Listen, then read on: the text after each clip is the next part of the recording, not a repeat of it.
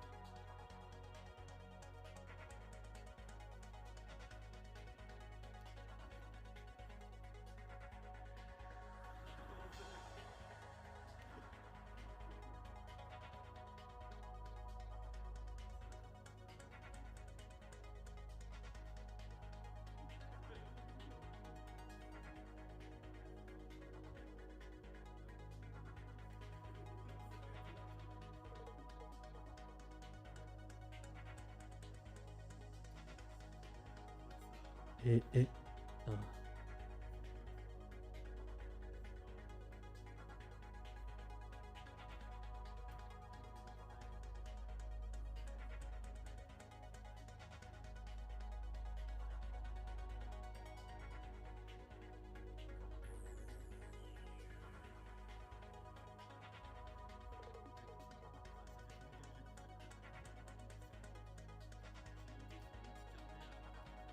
Des mots mots-clés, j'ai peut-être détruit.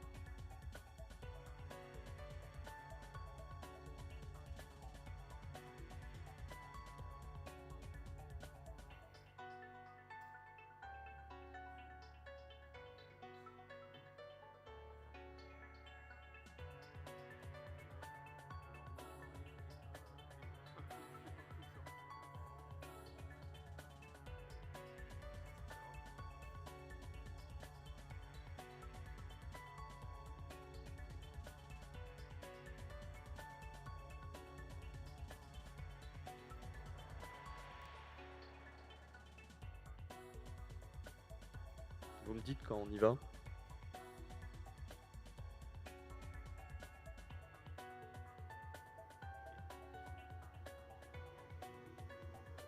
J'attends d'avoir le chrono du coup. Vous me le mettez, enfin, je sais pas. Merci. Bon bah c'est parti. Good morning. Hi everyone. So I'm Theo Pantamis on Twitter, and I'm here to present you new result on discrete log contracts and make an update on the state of the art of it. And so I name my talk toward custody-free derivatives trading, a technical introduction to discrete log contract. So I am from LN Market, and in LN Markets, we try to make trading as less custodial as possible. So I joined LN Market at the beginning of the year after I completed my PhD in applied math, which is not in cryptography, just interpreted as I enjoy math. And I'm R&D engineer there, and I'm going to present you the state of the art on discrete log contract, how we implement it in the spec currently. And so the image on the presentation may be quite small on the screen, so you may look at the pictures I use in the blog, a series of blog posts I made on it, and it's on blog.lnmarkets.com if you want to see the image on your phone. So let's dive in. So I will discuss first why it is worth looking at DLC when you want to remove custody in trading as much as possible. Then how they work with a general presentation of how the setup, how everything is coming together, and then how we implement some details. And then I will conclude on how they are currently specified and what are the next improvements. So first, what's the goal? The goal is somewhat conditional payments. And what you expect from a conditional payment is a way to receive a payment without the payer's authorization. And the condition of the payment, here we will fix a minimum expectation that the condition of payment is not written in the blockchain, so you cannot just use some really deterministic method to extract the event that will allow you to get paid. But we also want more than that. We want to remove custody, as I said, remove custody of any third party if we need one. We would like to have it as private as possible. So like smart contract are, when the code is literally written in the blockchain, it's not as private as just a payment. And we want to do a minimum assumption on trust if we need someone to attest the event. And also something which can be nice is that the one who's paid must be able to claim the fund by just himself, not having to see someone to get the attestation and stuff like this. And the setup must be as simple as possible, as cheap as possible in terms of fees, block space, and so on. So there's at least two steps in a conditional payment. There's the setup, and then the settlement. The setup is quite known actually in the world of Lightning Network. It's putting some funds in a multi-sigs, often, also known as the funding transaction of a channel or opening channel transaction. And then once the event is attested and the contract must be settled, then someone claims the fund, just extract the fund from the multi-sig UTXO. And we may have some third party here because as we don't ask for the permission to take the money from the payer, there must be someone else to give it to us. And the third party may have to do three tasks. The first one is to interpret the contract we do together. Like we come to the third party and say, hey, we have a contract, here are the rules. Did you understand them? The third party must often attest the event he chooses. And we trust him on that. We trust him of good choice, which is not defined in this presentation, but is actually the condition we will fix. The third party choose to attest something. And the last task, often we will find in a conditional payment in traditional setup, is that the third party will have a role in the way we will distribute the fund at the settlement. So let's see what exists first, and what are the trade-offs, and then see how DLC fit into that. So the first very simple case is when you trust your counterparty. So you're contracting with someone and you trust him. And so your third party is your counterparty, which is generally not a great idea. You must put some stuff to avoid that it cheats on you. But if trust is there, then just Alice and Bob that bet on the outcome, some kind of event like a match or stuff like this, can just say, hey, let's bet 1 BTC on. I bet that Azure team will win. I'm Alice, and I bet that Azure will win. And Bob say, hey, I take the bet. I bet that also 1 BTC that the Blake team will win. And then the match is over, and Azure wins the match. And so Alice and Bob, and notably Bob, because here is kind of the third party for Alice that will receive the payment. Bob will say, hey, first, I remember my contract with you. So I remember we had some rules, and I know how to interpret them. And I somewhat attest for myself that, yeah, my team lose and Azure win. And I accept my loss, so I will send you the BTC. And you find here the 3 tasks of the third party: the interpretation, attestation, and execution of the contract. And he could have refused for any of the 3 reasons. He could say, hey, I know you win, but no, I don't want to send you the BTC. And so that's not nice, but if everything goes well, you have these 3 tasks. And so we could say, nah, it's not really a conditional payment, it's just a payment after all. Yeah, why not? But it's just to illustrate that this is the perfect case, because you don't lock liquidity in a contract, and it's very simple, it's very cheap, it's very private. So really, we should keep that possibility. The most common way to do some conditional payment is a single escrow. It's like, okay, we bet, and an escrow say, hey, you can use me as a counterparty, as a third party, to bet on some match. So for example, Azure and Blake team again. And so Alice and Bob will just send the money to the third party, which is called Edward here because he's an escrow. And it will say, okay, I understand what your bet is. You both bet 1 BTC, and I will send the 2 BTC to the one who bet on the right team.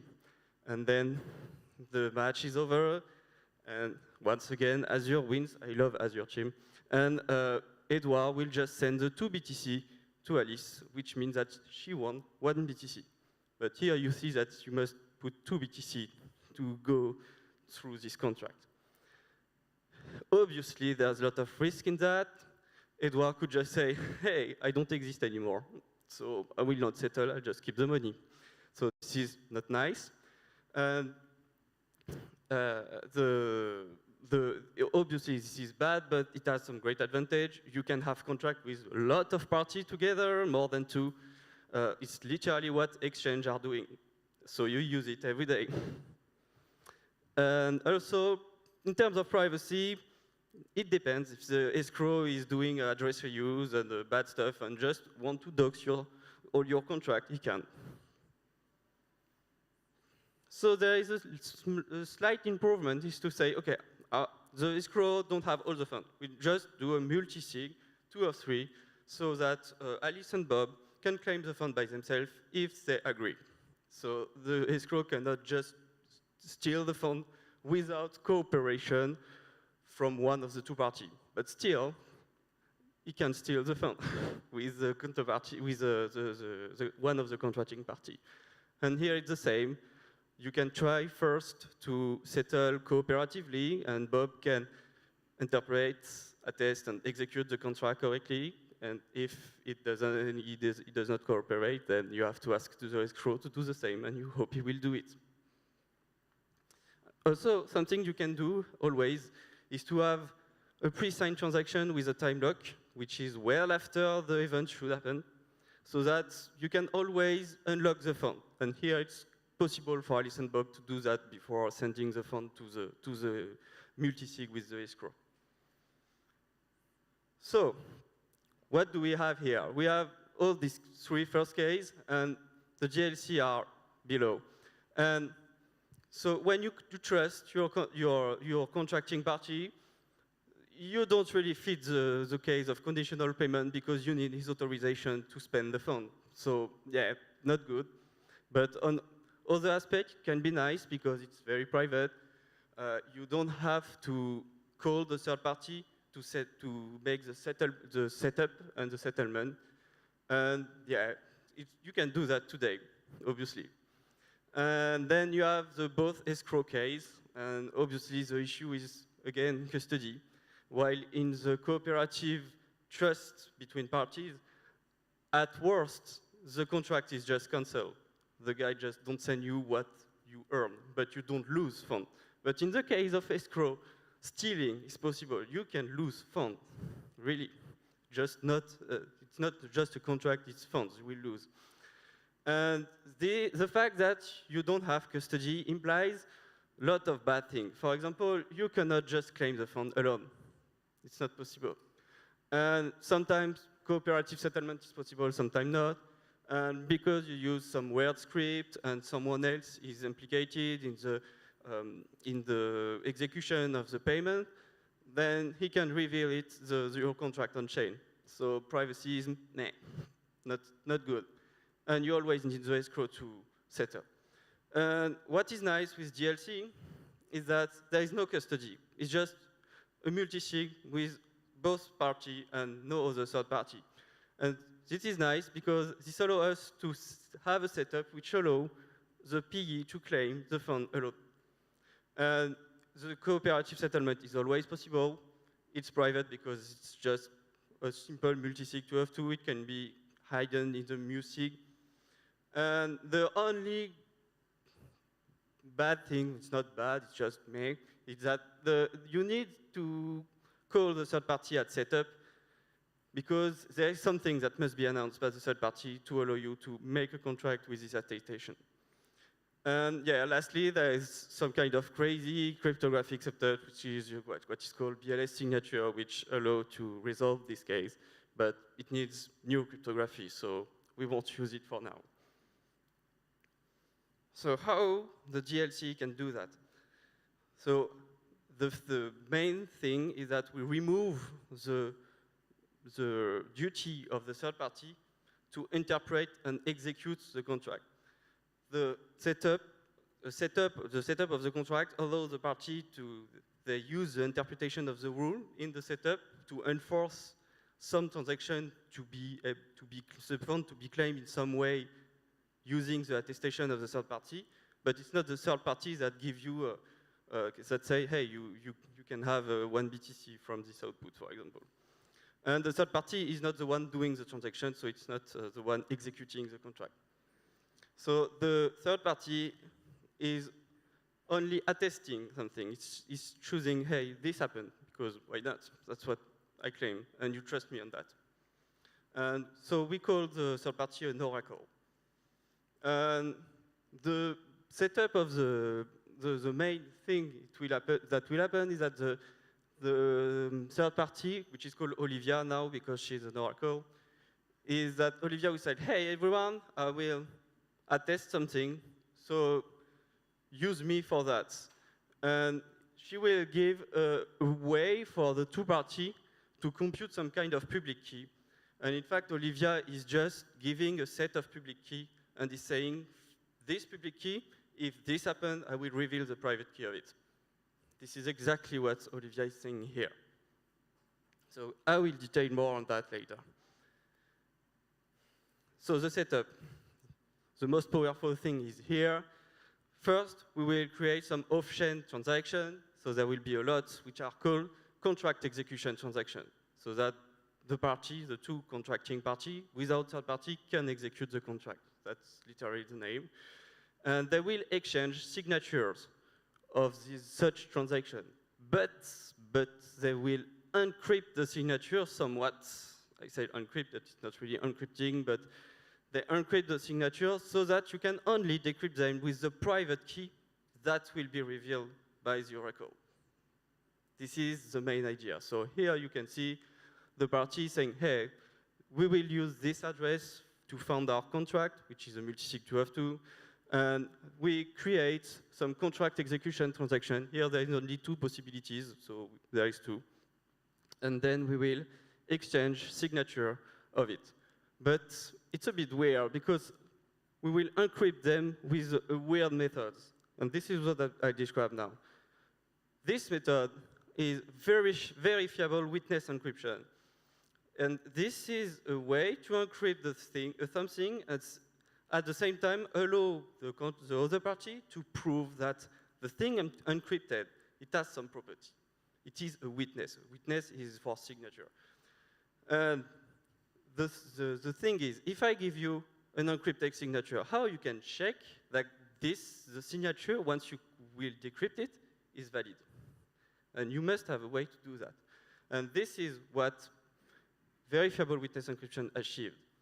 It gives you a method taking the encrypted signature of the other party and some kind of proof sometimes. And it gives you take the public key of the private key that will be revealed, the message you associate to it, and the transaction, and you apply this magical method, and it says, yes, this is an encrypted signature for your transaction here. So it's kind of magical, but this is what makes DLC magical, actually. And once they check that and it's all good, then they found the contract, and now the contract is set up.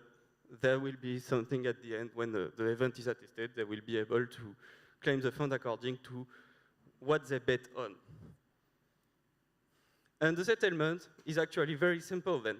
Just once you get the attestation from the oracle, use it to decrypt the signature and use the signature to claim the fund from the multisig. And you're done. And there may be a case where we say, hey, the oracle may not attest, may just be silent and not promise to not reveal any private key. So you can just sign a refund transaction that give you back the fund you put in after a long time lock. So after that expire after when the event should happen. And here, the thing is that Kitqua is nice and coming from because DLC was made by Taj Drija, and so the same guy at Lightning Network, you may have seen yesterday. And there is something in the way we do Schnorr signature. Schnorr signatures, they are coming from the Schnorr identification protocol, which is just a way to prove to someone interactively that you know the private key of something, of a public key. And the way to do it is to say, hey, you want me to prove that I know the private key of the public key P. But, well, I will prove to yourself that I know the private key of both public key, a new public key R that I take randomly, and I let you choose which private key I will reveal, but you must ask me for a combination, a linear combination of the two keys, R and P, that allow me to hide the value of the private key. But this new private key is like, to prove that I know a private key, I could have just give you the private key, but it's bad because now you know the private key too. But here I give you the private key of a combination of two keys, which is the one that interests you and a random one. And so when the oracle is just signing with Schnorr an event, is actually revealing a private key. The Schnorr equation is this one. When you want to check Schnorr signature, the Schnorr signature is R and this small s here. and you check this equation on the message, which can be transaction and store. And when you look at this equation, it is saying that the first part of the equation is just a public key, and we will do some operation on it.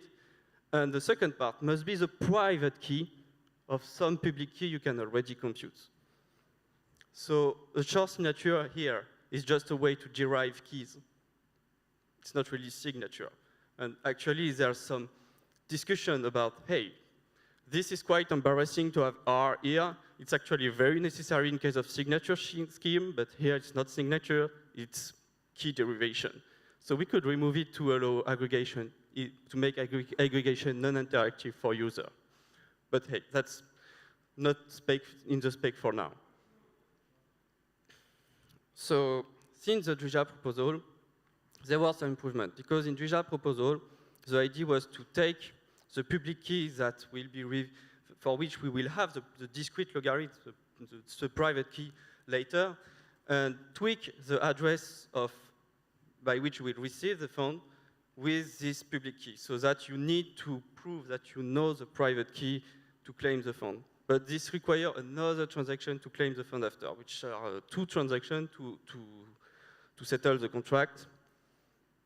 And so here we have some improvement using verifiable witness encryption, because we need only one. We already have the signature to get all the funds, and so we have less transaction. And we can even have some fraud proof. We can prove that the oracle lie or stuff like this, using the proofs that are on the blockchain and the adapter signature. Adapter signature here is what is used as an efficient way to achieve verifiable witness encryption in Bitcoin. So I will just quickly present you how you can do adapter signature on the Schnorr case, even if in the specification we use a CDSA. The idea is that when you do a Schnorr signature, you first say, hey, I will use this nonce to sign. I will use this public key as a random public key that we don't care about to hide my private key. But instead of using a public key for which Bob has the private key, he will use a public key tweaked with the public key of the private key that will be revealed if, in this case, Azure team win and the oracle attest it. And so here you break something that must be equal in the protocol of Schnorr identification protocol. You break the fact that the nonce you use, you must have the private key of it, at least during the signing process. And then something weird happened in cryptography, because here I was like, okay, but me, when I check a signature, I don't ask for, I cannot choose what combination of the two public key the guy will reveal the private key. So how can I check that he will not cheat by choosing one that actually he doesn't require to know the private key to sign? And something happened here, it's called the Fiat-Shamir heuristic, and it's to use a hash as a random number for your combination. And so here, even if Alice is not really here, she say, hey, I saw that you want to sign with this public key. So now you must reveal this combination. And both know it because they can all compute the hash function, and because it is a hash function, it is actually safe to do that. And then what happened is that if Alice tried to check the signature, Bob will just do the classical equation of Schnorr, but with private key instead of public key. But the issue is, he doesn't have the private key of the nonce. So he will just use the part he knows of it, but not the tweak, and he will just send the result. The private key of this, but it's not really matching what you have to match for a signature. And Alice can check and say, hey, no, that's not a valid signature here, something is wrong. But Alice can check that the difference between what she must obtain to have a valid signature and the result she obtained with the signature given by Bob, the difference is exactly the public key that the oracle will reveal the discrete log of. So, actually, she can prove herself that if she later knows the private key of these public keys that match exactly what the oracle will reveal, then she can just add it to the second part of the Schnorr signature that is given by Bob, and she will have a valid signature to claim the fund from Bob. And that's how we kind of achieve verifiable witness encryption. Here, the signature is not really encrypted, it is already created so that it has this property. Finally, there is one last thing that I must mention in case of trading, is that in trading, the outcome are price. And here I just show you a binary outcome, like one team win or the other. But when you have a price, you have kind of a number, so you must have a kind of continuum. And actually what you will do is negotiate with your counterparty to say, okay, we cannot just make one signature for all single value, it cannot scale. So let's approximate what the payouts of the bet. Let's approximate it with constant by piece function. And on the whole range where the function is constant, we will use the fact that the oracle will actually not sign the price directly, but the bits of the sign. It's like saying, okay, I make a bet with a BTC at 25K. If it goes to 26, then I win this amount linearly with the difference and so on. And the thing is, you could say, okay, but let's not go through the details of the unit, and let's stop at thousand precision, like 1K, then 1K, and so on, and we'll adjust the payout just at 1K, not for each unit. And when you do that, you can use the fact that only the first digit matters to create some large range where the oracle will provide you sufficient information so that you can just create a small number of adapter signature for the whole range where the payout is constant, and you just have to create one COT for each payout. So that because it's constant, you don't have much payout, and because the oracle sign using a digit decomposition, you don't have much signature for the whole range to encrypt, signature to encrypt, adapter signature. So this is how we achieve discrete log contract for trading using this kind of trick. So specification, as I said, don't use Schnorr signature, but a CDSA for adapter signature. The oracle must sign with Schnorr signature still. We have currently two reference implementations, one of Surred bits in Scala and one in Rust from Rust DLC team. One thing I didn't mention is that when you have to renew the contract regularly, you may use some DL channel which are adapted to be able to be compatible with DLC, which are called unified payment channel or generalized lightning channel or payment channel. And you can look at the work of 10.10.1, which is hardly working on this. And it doesn't need any soft fork to be used today. That said, if we could have CTV, that could be nice to scale more. That would be a great addition. And lastly, for the future of DLC, the most ambitious proposal, which uses BLS curve, is going forward and discussing with Yold. It can scale enough. And it could be really nice in the future, but for now, because it uses new cryptography, we don't try to use it for now in production. So thank you for your attention. If you want more details, I wrote two articles, two blog posts on this topic. I will write a third one, notably about the digit decomposition. The spec are the DLC have a spec, which is in a discrete log contract repository of GitHub, on GitHub.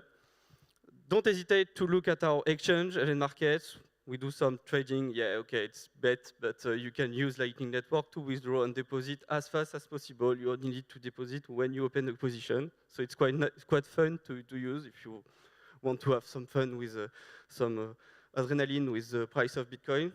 And for the French, I do some technical podcasts on Twitter all the Wednesday. So don't hesitate to go around to, yeah, and find out, I guess. Thank you a lot.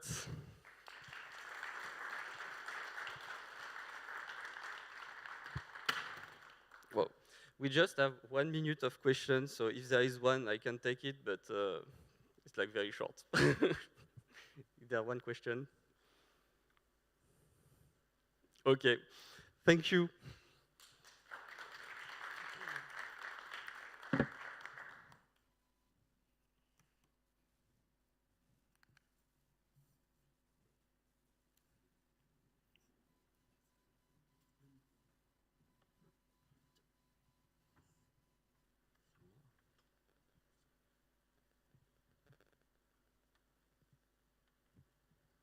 Okay, that's me.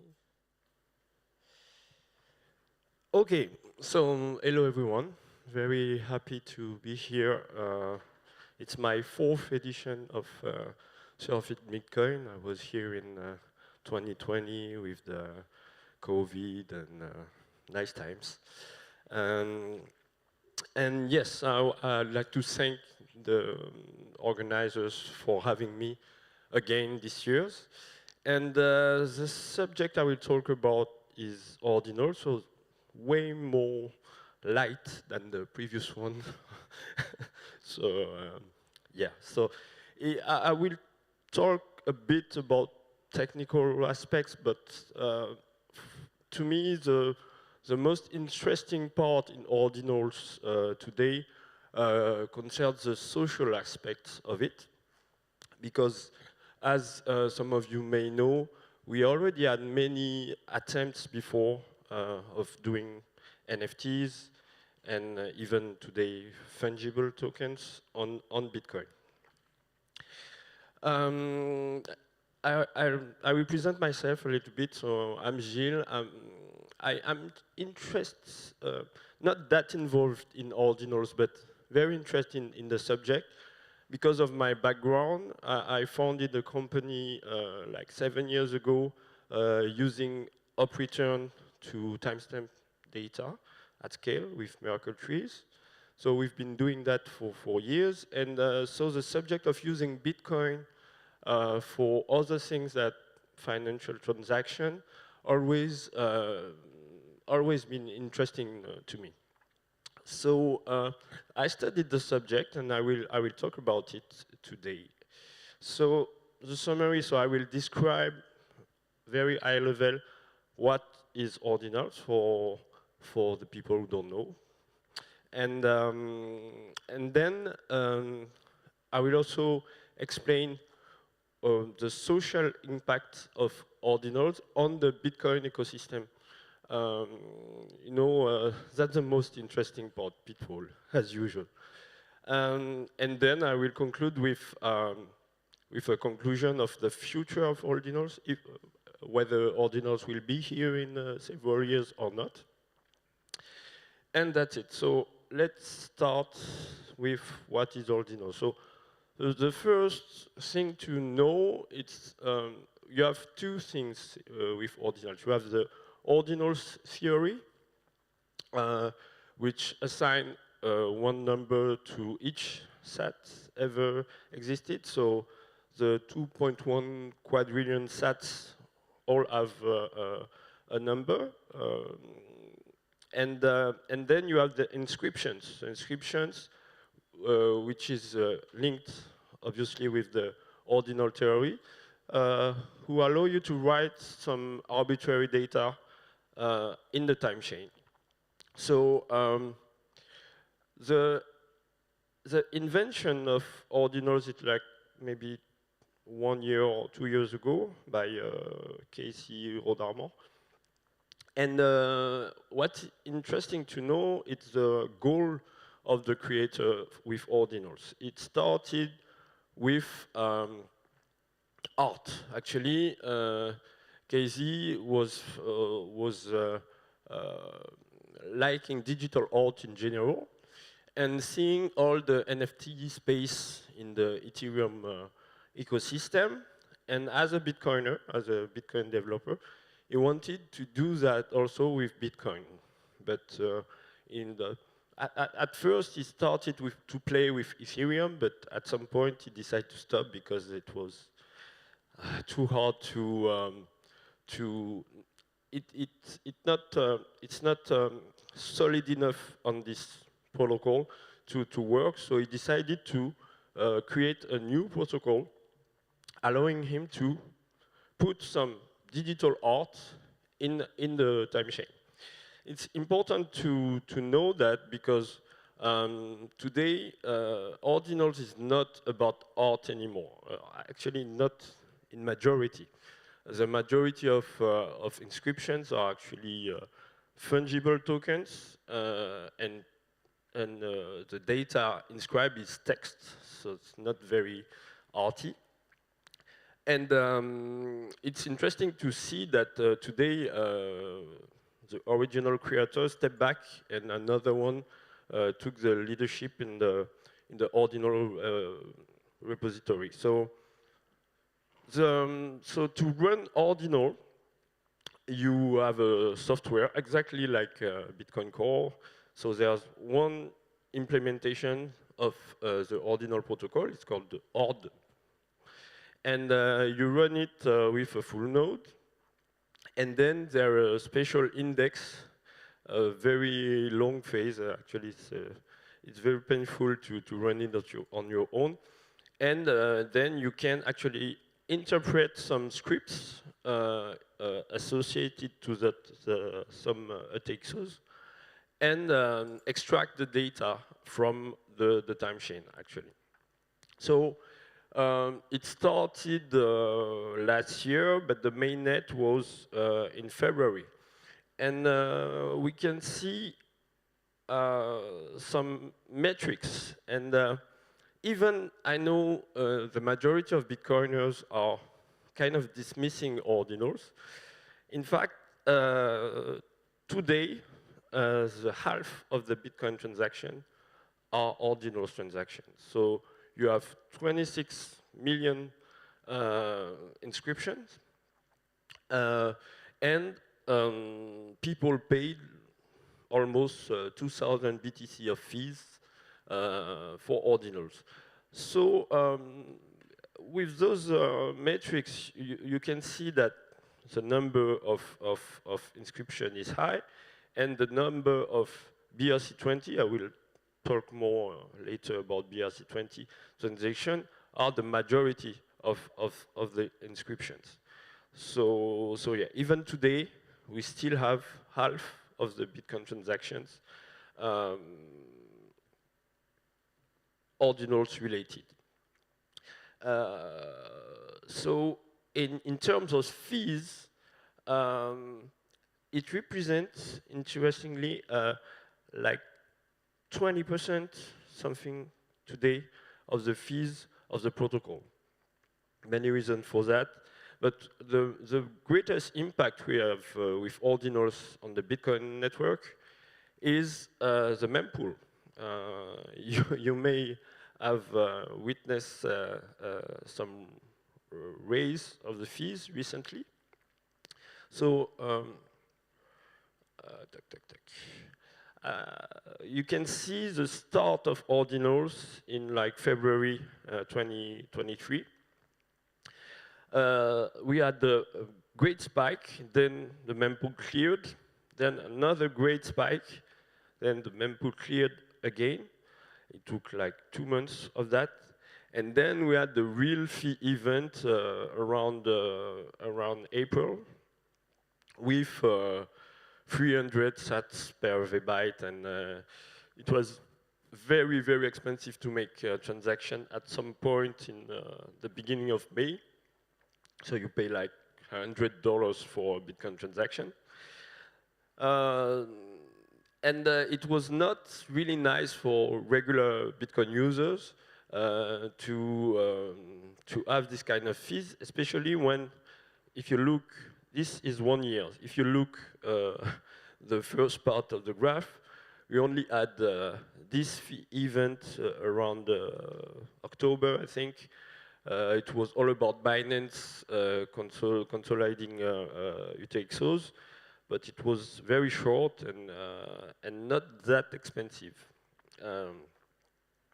So yeah, so we cannot ignore ordinals because it actually changed the activity of the Bitcoin protocol, changed the fee market and the mempool.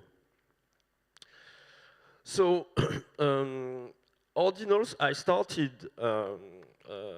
as an enthusiast with Ordinals, I wrote an article. I saw the first debates about Bitcoiners pro or against Ordinals, and I was in the pro camp in the beginning. So it changed with time because Ordinals have many problems. Some problems who are there about the concept and about how it's implemented, and some problems due to experiments of some people on top of it. We can talk about BRC20, but also some evolution like recursive inscriptions that allow you to put, there's no limit in the size of the data you can put in an inscription by combining inscriptions. So, but the idea, the very idea of putting data in the type chain is everything but new. Many people tried before. And it's not a great idea. Blockchains in general are not made for storing data and are very inefficient doing this. But it's kind of cool of having a new kind of storage which is eternal, where you don't have to maintain the storage and distribute it over some distributed protocol. But is Bitcoin the right protocol to do that? I'm not sure. Another problem is about the privacy, because we are back to coloring satoshis, coloring coin. So you can follow each satoshi. So if you trade inscriptions. Yes, not very good for privacy. And another problem is we don't yet have a simple way to do it in a self-custodian way. So most of the users of Ordinals are doing it with third parties. And that's also a problem, but that's not a problem specific to Ordinals. I think the entire crypto have this problem. And the centralization of the team running the consensus. And we have some examples of problems in the consensus already. So I will talk about one specific problem, the problem of cursed inscriptions. Cursed is a cool word for this type of inscription, but the dev talk about unbound inscriptions. So it happens when some people try to make an inscription, and for some reason fail to make it to the odd wallet. The odd wallet cannot interpret the inscription, and the inscription does not have a number. So it's impossible to trade it. People pay fees on it, and yeah, they lose funds actually. So some people want to resolve this problem, and the dev proposed some evolution of the protocol to recognize those cursed inscriptions and assign them negative numbers. And it was not the end, because not all Ordinals users were agree with the solution proposed, and it's still an open subject, an open PR on GitHub, and it only depends on what the dev choose to do. So and as you may know, in Ordinals we have now a lot of degenerates coming in. So some people find cursed encryption cool, so they create voluntarily cursed encryption to have negative numbers and have some evil mirrors of real inscription, but in cursed. So we have tens of thousands of cursed encryption, but most made on purpose. So we still need to see what will happen with the problem of the consensus of ordinals and who decide what to do in case like that. So the problem is we don't know if the consensus will stay like it is today in 10 years. So if your NFT or your JPEG is not usable the same way in many years, it's a bit less interesting. So in conclusion, I was very enthusiastic because it was a new toy with ordinals in the beginning, but the reality of what it is today make it less interesting technically, but still interesting in the social aspect of this phenomenon. So what I like very much is the diversity of the people in the ordinals community. The first group of ordinals community were Bitcoiners, real Bitcoiners, technical Bitcoiners, and KZ is one. But very quickly we have a more population, a diverse population coming in the ordinals family. The first one was all the, I don't know if you know the anti-maxi people, so you can cite Udi or Eric Wall, and they created the all Taproot Wizard community, adding some fun to the process. And another population I like very much is Ethereum guys coming to Bitcoin because of ordinals. This is a very interesting phenomenon to see. This year I made some conferences, some Bitcoin conferences, and we always had a group of people, ex-Ethereum people, because what's interesting is when they enter the Bitcoin actually via ordinals, they understand the difference between the approaches of the both protocol, and they understand also that you can't mess with Bitcoin the same way you can mess with Ethereum or other protocols. So it's very interesting to see these guys. I call them the in for the tech guys. So because what is very sad today is that tech people, you know, engineer, people working in IT, when they first hear about crypto, they interested with the EVM, with very complex things you make, and there are a lot of fantasies about what you can do with blockchains in general, and they start directly with Ethereum without even minding about Bitcoin. Ordinals changed that, and that's a good thing. And finally, we have the scammers, and the scammers is a real problem, because even if in the beginning we always only had the JPEGs, you know, punks, monkeys, the ordinals is not made to make a lot of volume of inscriptions, so you have collection, but little collection of a few hundreds. So it was still limited, and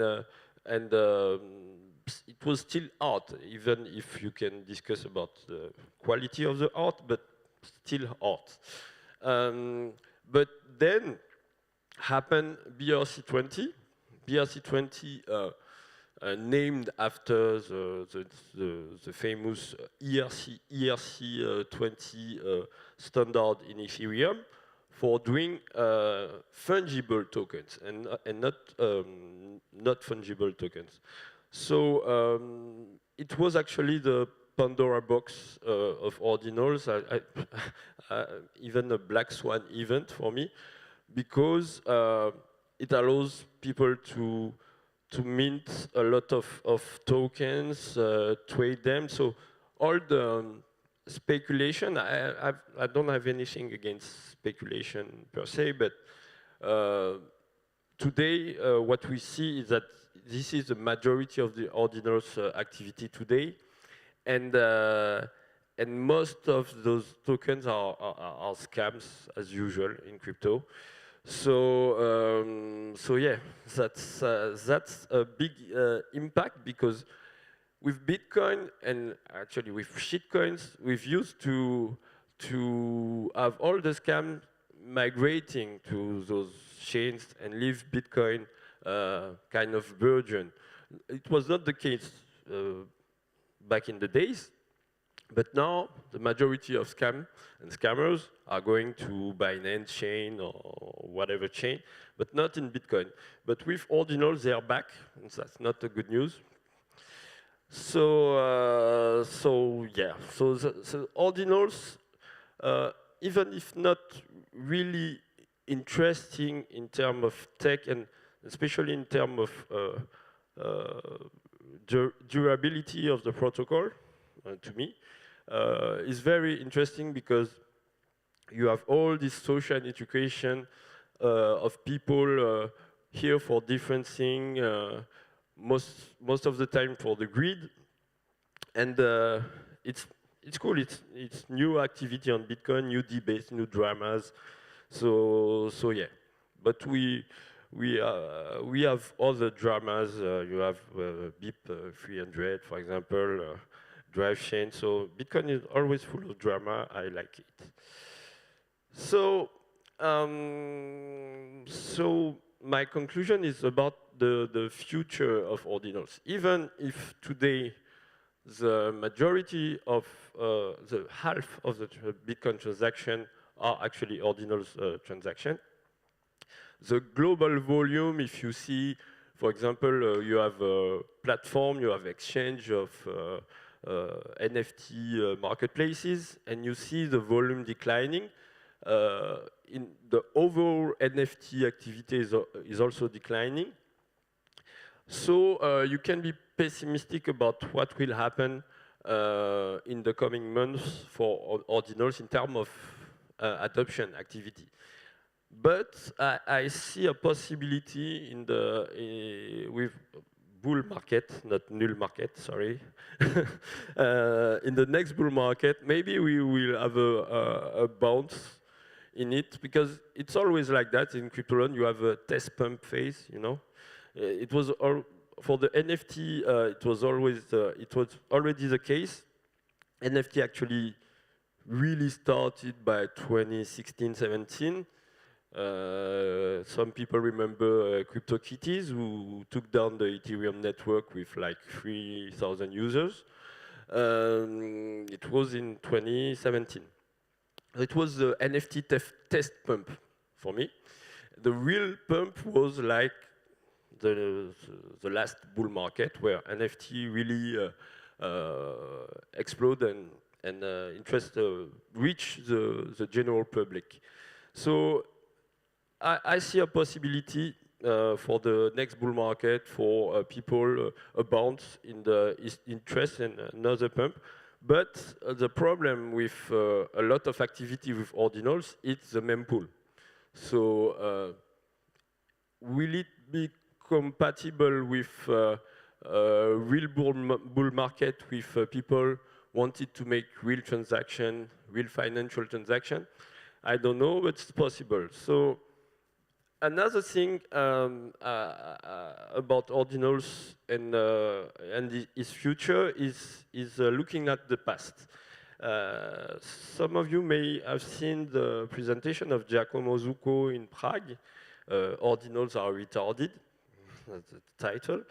Very cool presentation, because it shows that the history of Bitcoin is made of many episodes of people wanted to make actually NFTs or put some data on blockchain. And you have a long history of meta protocols. It started with Mastercoin back in the days with Vitalik. Then we have RARPP, we have Omni, and many other protocols. And we can learn from the past to guess what will happen in the future for this protocol. So if you take, for example, Omni, I think Tether, like last week, they announced that they abandoned the Omni protocol. So we can say today that is quite dead, but it took like 10 years. So, and I don't think ordinals will last that much. Actually, I'm more pessimistic than that because we can do the same, maybe in a better way. I don't know how, but I don't think putting the data actually in the blockchain is a good way. So it leads to a fundamental question about the use of Bitcoin protocol. What's the right use of the Bitcoin protocol? What I should do, what I can do. For example, working on Bitcoin for proofs actually is what we did with Wallet. Is useful because we have many use cases of people using proof anchored in the Bitcoin protocol. I think it's possible because it has a very low impact on the time chain in terms of size. Ordinal is the contrary. So I think we can still use Bitcoin for other things than money, even if money is and should be the main use case. But we still have to find a way to use the Bitcoin protocol in other meta protocol, maybe in layer 3 or 4. I think it will happen. It's already happening, but which one will be really adopted, I don't know. So yes, that's it. I have a little bit of time for some question on ordinals. So thank you all, and I'm waiting for a question.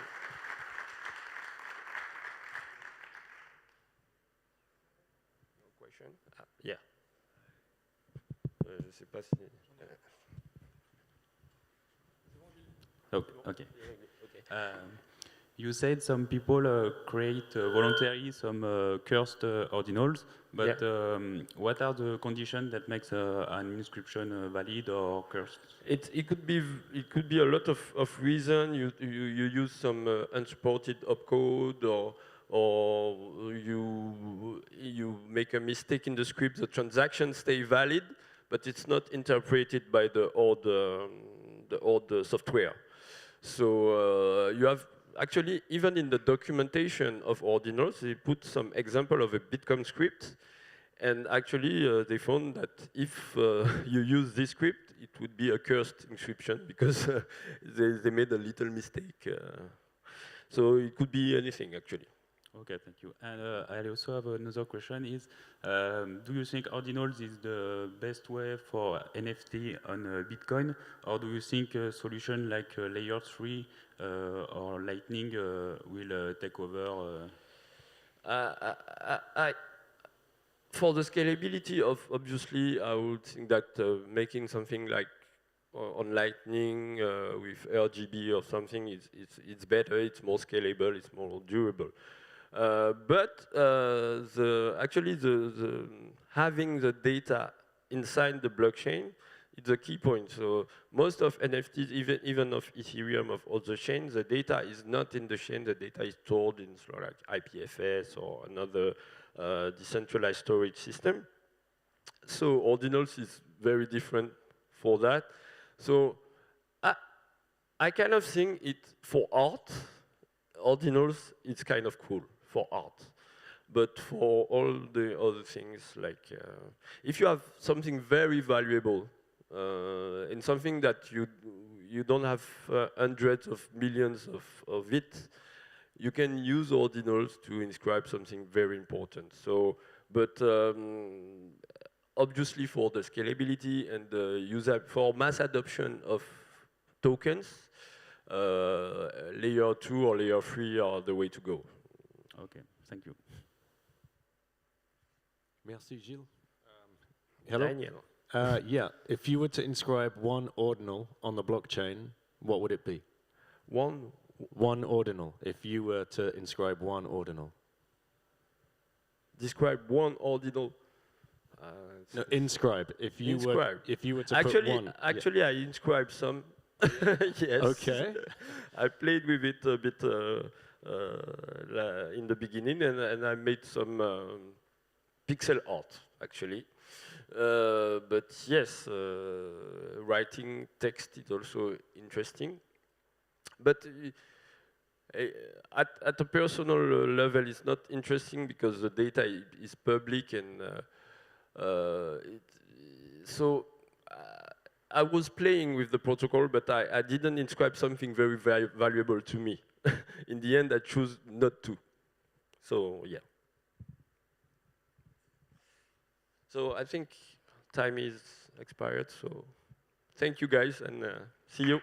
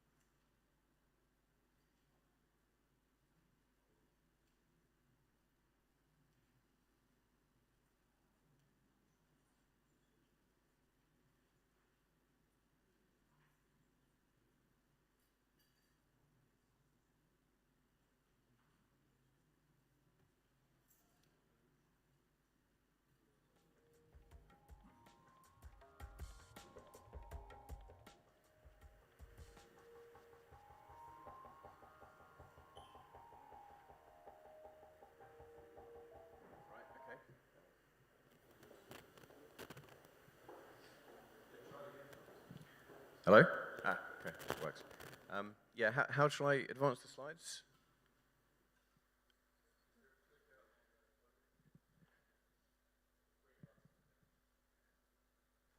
Here we go. Okay, great. Okay, so good morning, everyone. My name's Tom Trevethan. I work for a company called Commerce Block, and we basically produce and run Bitcoin software and Bitcoin infrastructure. And so our main product at the moment is Mercury Wallet, which we're rebranding to Mercury Layer, and also involved in CivKit. So yeah, the title of the talk that's in the program, I'm not entirely sure where that originated. Might have been some while ago that we proposed that. But I'm not going to be introducing Nostra. But I am going to be talking about the power of blind signatures. And the way that they can be used as a tool for privacy and enhancing privacy in Bitcoin, our own product state chains, and other things like Nostra and CivKit. So yeah, so as an introduction to blind signatures and what they are and how they work, essentially a blind signature scheme enables one party who's a key holder to generate a digital signature on a message, but they never learn what the message contains. So there's this classic kind of a physical analogy of this process where someone can, say, write a message, put it on a piece of paper along with a piece of carbon paper, and put it in an envelope, and then pass it to who we say the key holder is, the person that's going to generate the signature. Someone can then sign the outside of that envelope, and their signature is transferred through the carbon paper onto the message, but because the envelope is sealed, they never learn what the message is. Then they can return the envelope to the message creator, and the person can then open the envelope and get the signed message out. Though this is only this analogy only gives half the story. The other part of the story is the actual signature itself. That we don't want the signer, the key holder, to actually be able to identify that signature in the future. So that signature can actually be blinded as well. So there's several different ways of doing this, and there's several different kind of cryptographic schemes that enable this basic type of blind signature. Like the original one is RSA. We now have Schnorr blind signatures and BLS blind signatures. I won't go into the mathematics of each of those, but here is presented like an abstraction of how this kind of process works. So you have a key holder, which we usually kind of represent as a server. And they have the private key. The corresponding public key is publicly known. Then we have a client, and the client basically has a message that they want signed. They generate a random number, which is like we call a blinding nonce. And then they perform an operation, essentially like an encryption of that message with the blinding nonce. And then they send that encryption to the server. The server then performs a signing operation on that blinded, encrypted value using their private key, and then they send that back to the client. Then the client does this unblinding operation where they use their blinding nonce to recover a valid signature. And the key principle is, now that the server has not learned about this message, but also the final signature is not identifiable by the server. The server can verify that that signature is valid, but they cannot identify the particular signing operation that they performed and link it to that signature. So the main use of this kind of signature scheme, so this concept was developed by David Charm back in the 1990s for the purpose of Chaumian eCash. So this scheme essentially can be used to create a payment system where a bank or an issuer of tokens can basically issue coins. These coins could be exchanged between users and then redeemed at the bank, but the bank cannot identify, the bank can identify the coins are valid, but the bank cannot identify which particular coin was issued to which client. So essentially how this works, this kind of abstraction here, so a client will obviously maybe want to purchase a token from here, our server is the bank. They'll generate their own random ID. Then they will generate a blinded signature from the bank. Then they will unblind that, and then that valid signature over that ID that they've created becomes the actual coin. They can then send that coin to someone else, this client number 2 here. The client can then go to the bank. The bank can verify that that signature is actually valid, and then they can redeem that for whatever the money. But the core principle here is the server cannot link the ID or the signature to client 1. So this obviously assumes that the bank has issued many of these tokens. If it only issues one, it obviously knows there's only one token. But the idea is that the bank has issued a large number of signatures for a fixed amount of money, and that then it cannot link the issuance to the redemption. And this is basically the core of what we know as kind of Chaumian eCash. And this is the core of many of these new Chaumian mints that are now being developed on Bitcoin, so Fedimint and Cashew. Essentially, enabling a custodian of Bitcoin to generate these signatures, which are tokens, which can be passed around. And the anonymity set is then the full number of tokens that have been issued for a fixed amount of Bitcoin. So this core kind of basic principle can be used in lots of different ways, not just as a bank or a Chromium eCash mint. So any kind of resource can be kind of tokenized in this way and used to control access to a service in a privacy-preserving way. So there's many different applications of this, and essentially, you've got things like this privacy passport protocol, which aims to be kind of a replacement for kind of traditional browser cookies when to control access to a website and provide DOS prevention, in that you can say you have to only solve a captcha once, or do like a proof of work once, and that you're given these anonymous tokens which you can then redeem every time you visit the website, but the website cannot then link your visits because each token basically is anonymous. And this basic tool can be used for kind of these new ideas of preventing jamming attacks in the Lightning Network. And there's many cases for this in CivKit, basically to preserve privacy but enable the correct allocation of resources. Also, this method is basically the basis for how zero-link coin joins are performed in order to be able to construct a coin join transaction in a way that the input addresses and the output addresses are basically not able to be linked by the coin join coordinator. So this is the basic kind of form of blind signature that has all these use cases.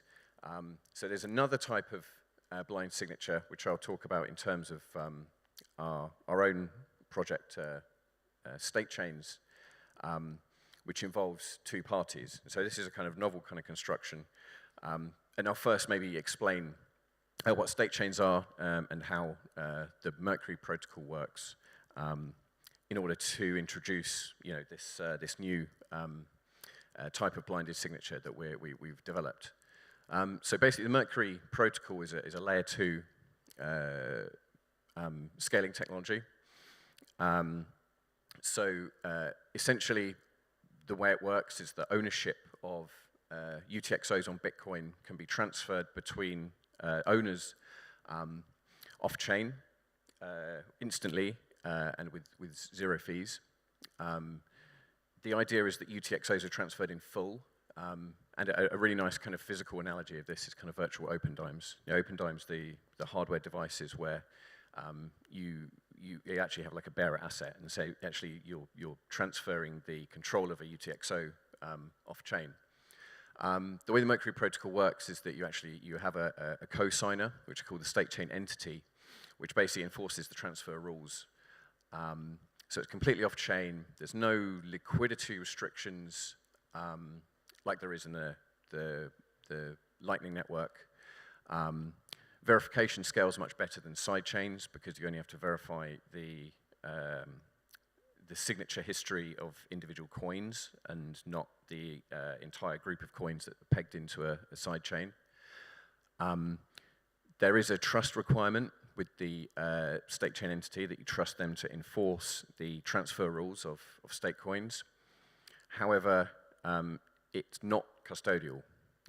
There's been lots of debates about whether you can really call it non-custodial, because in Bitcoin, non-custodial has a very specific meaning. But we call it proactively non-custodial. This means that if the state chain entity has acted honestly in the past, then it is fully custodial. Sorry, fully non-custodial. And it includes backup transactions, which means that the ownership is always recoverable, like on the Lightning Network. So even if the state chain entity disappears or goes offline, users can always recover their coins. So yeah, just a bit more detail about how this kind of works. So essentially, someone deposits coins with a Mercury state chain entity. A shared public key is generated with this state chain entity. So depositor generates a private key, state chain entity generates a private key, and then a shared private key is generated from this. And no one has the ability to spend from this shared private key. It requires a cooperation of the server and the depositor. And so then the depositor then pays money, essentially, to the address generated from this shared public key.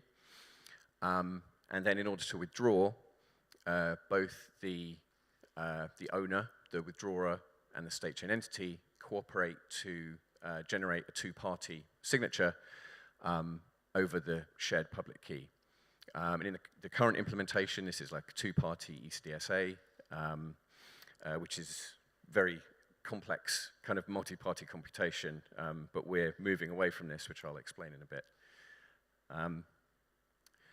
Then when the coin is transferred from one user to another user, we have this key update mechanism, which is essentially a multi-party computation where a new owner, basically, or the old owner basically sends a blinded version of their private key share to the new owner.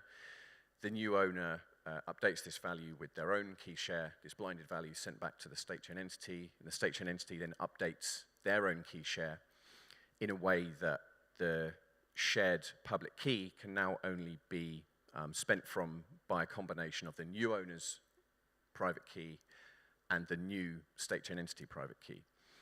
And so long as the state chain entity deletes their previous key share from that was belonged to the previous owner, then the state chain entity can't steal, even if it colludes with the previous owner or is hacked. And this is the origin of what we call like this, proactively non-custodial. So as long as this key update happens, then there's no way a previous owner or the state chain entity can collude to steal the money. So then, but each time a transfer is made, a new user, the sender of the coin generates a backup transaction paying to the new owner. And these backup transactions are Bitcoin transactions that can be used to recover the funds that have been deposited in the Mercury UTXO if the state chain entity doesn't cooperate or it goes offline. And the way that this preserves the ownership is that we use a decrementing end-lock time for the backup transactions. So the initial depositor has a fixed end-lock time in the future, then the next owner, the end-lock time is decreased so that new owner can submit their backup transaction first, and that the ownership will always revert to the current owner. There was different implementations of this, one with a fixed end-lock time and another scheme with a rolling end-lock time and a kickoff transaction. But we actually prefer this one, even though it does limit the lifetime of a state coin. It's a lot more compatible with lightweight wallets because you don't need to watch the chain to see if a previous owner has kicked off a recovery. You know that no one is going to be able to take that coin until the lock time is reached. So the issue with this is, there's several limitations to the scheme that you can only transfer UTXOs in full, but there's no liquidity requirements, and the coin can just be sent to anyone at any time for zero fees. Currently in our current deployment of Mercury Wallet, we collect a fee on withdrawal, so all the transfers are completely fee-free. But then when you withdraw the coin, you pay a fixed small percentage to the state chain entity for running the service. However, the issues with this is that we can gain privacy through coin swaps, and we run a coin swapping system which is similar to a coin join. However, the state chain entity is required to enforce the rules of the Mercury protocol. And so necessarily it has to be verifying these backup transactions. It has to be aware of the shared public key. And so essentially the state chain entity knows which coins are deposited coins. It knows the shared address, and it knows the transaction ID of the deposit transaction.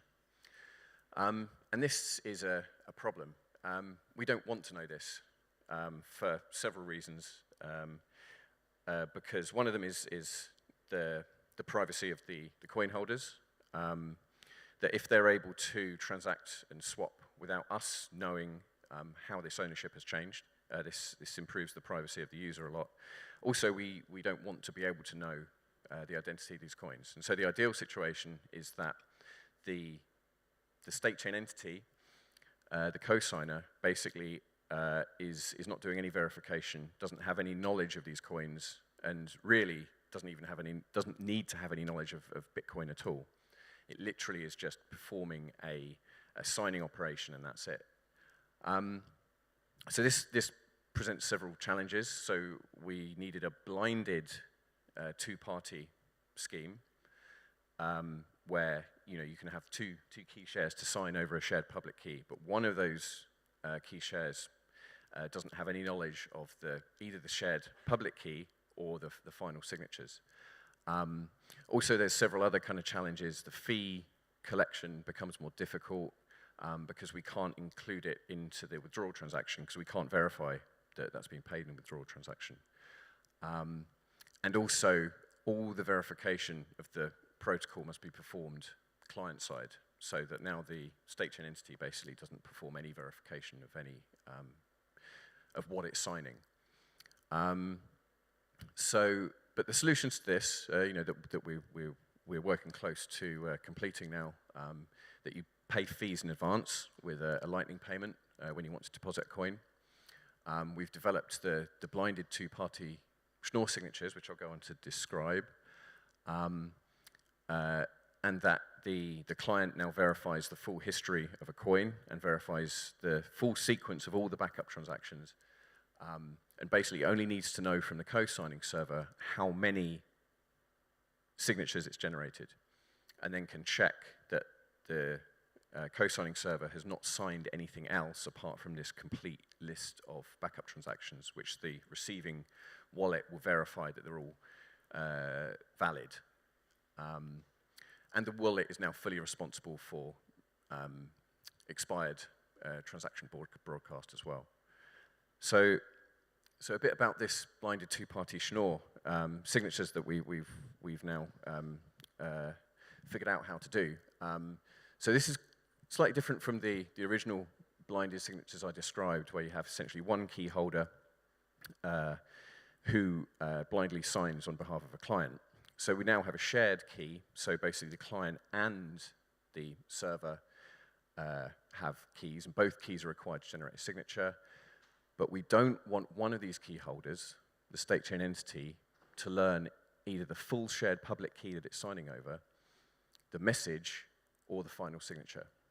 The only thing it's going to do is honestly report how many times it's signed and do the co-signing. So in terms of the shared public key, this is quite easy to do, because when we generate the shared public key, we just take a message from the state chain entity, and the owner depositor public key share doesn't get sent the other way. So the state chain entity never learns of that shared public key. And then basically when it comes to signing, we faced a few challenges when developing this. Essentially that the co-signer, the state chain entity, cannot learn of the message being signed or even of the final signature. So they're essentially a blinded challenge value, which they can then generate their partial signature on. Then this is sent back to the owner one and unblinded by them to generate the full valid signature, and the state chain entity hasn't learned anything. Though this is vulnerable to certain attacks by the original owner. So what we want to avoid is that, say, one owner can generate more valid signatures than the server has co-signed. And there's several attacks, one called like the Wagner attack, one more signature type attacks where it's possible for one owner, unless the state chain entity can verify that the challenge value has been constructed correctly, that it's vulnerable to these kind of attacks. But we got around this by basically developing this kind of commitment scheme where the owner makes commitments to the blinding value and commitments to their ephemeral signing key to the server, and then the server, only once it's received those commitments, does it go to complete the rest of the signature process. And then when the next owner comes along, they can retrieve those commitments from the server, and the server basically, to verify that the challenge value was completed correctly, and that the new owner then knows that the previous owner generated the signature in the correct way, and this mitigates these attacks. So yeah, we've now completed this implementation of this new type of two-party blinded Schnorr signature, and this really now enables a completely blind state chain entity. So the state chain entity basically has no knowledge of anything to do with the actual Bitcoin transactions it's signing. It doesn't even need to know that Bitcoin exists. It really is just a co-signing server, and this is very important, especially for the state chain entity, because then we really have no knowledge. We're not able to censor anything. We're not able to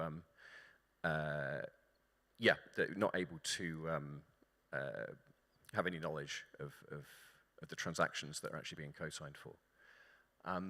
So yeah, if you want to kind of check out our progress on this, you can check out our main repository that we're developing the new blinded version.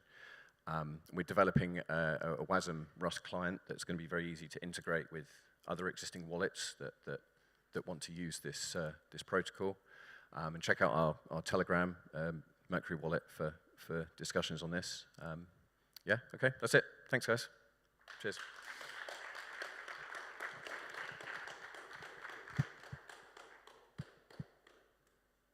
Cool. Any questions? For the Mercury layer? Yeah, so the main use case is off-chain transactions that are instant and free, or well, relatively cheap because of there's no mining fees. So yeah, there's many use cases for this, just payments. The downside to payments is that you have fixed amounts. So you have fixed denominations, which you can't break up into smaller pieces. Though we've got plans and ideas for integrating this with, say, Lightning wallets. So if you wanted to send a large amount, your wallet could basically send the bulk of it with whole UTXOs, then the remainder with a Lightning payment. The other main use case is the fact that it kind of the fixed amounts lend themselves to the fact that you can then swap with other people. And this is a privacy enhancement, that you can basically do off-chain coin swaps. Cool. Any other questions? No? Cool. Okay. Oh, sorry.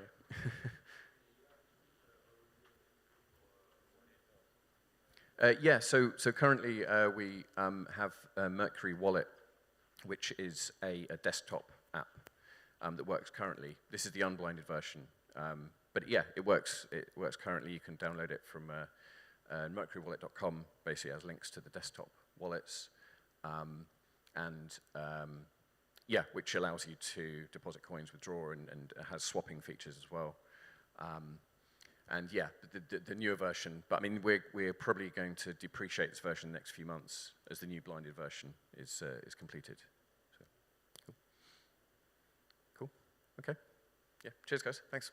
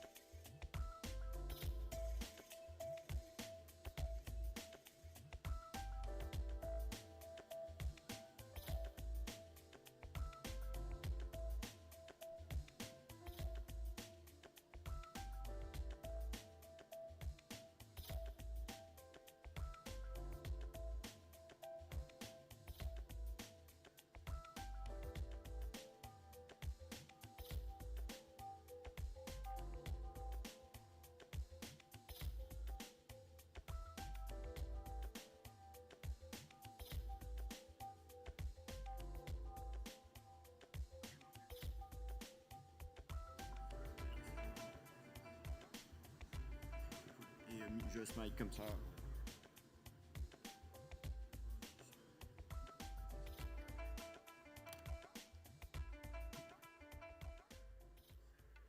Hey, hi guys.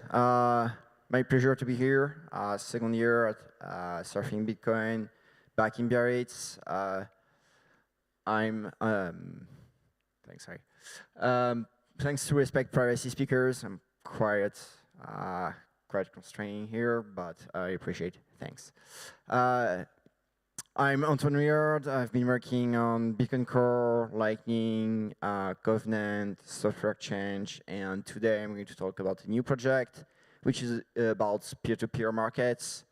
I've been involved in Bitcoin financial contracts like DLC Whiteback, and there was a bunch of ideas on how we build peer-to-peer markets and how we enable people to meet counterparties, to enter into trading, and do all that kind of things. And SafeKit is quite like achievement of those years of research, but also like talking with new people in the ecosystem. Yeah, don't hesitate to ask questions. Normally, questions are at the end. It's also cool when people ask questions about concepts in the talk. So let's get started about markets. You know, markets, it's one of the oldest human institutions. If you take like thousands of years ago, we had the Coder from Hammurabi. It was about like, hey, let's do rules on loans and trades, and rules on frauds, and rules on how like custody and deposit and all that kind of things. We have like, then after Greek Agora and Roman forums, merchants and all kind of gatherings. And we have like moving forward back in the Middle Age, Italian cities, and during these old great periods about Italian cities, so France and all the Toscana, you have people like starting to develop new tools of commerce and new tools of trades. And if you are really deep into like history of markets and history of exchange and capitalism, there is one guy to read, and especially because we're in France, it's Fernand Braudel. Modern markets, we're still moving forwards. Okay, we have like markets for goods and food, and I'm quite sure like you have been to a few of them. It's still something alive. We have like market of service, Uber, Airbnb, DHL, UPS, and we have markets for financial securities, Dow Jones, London Stock Exchange, Chicago Mercantile Exchange, all that kind of things. And it's kind of like, you know, market is like something really well known and something which is like part of everyday life.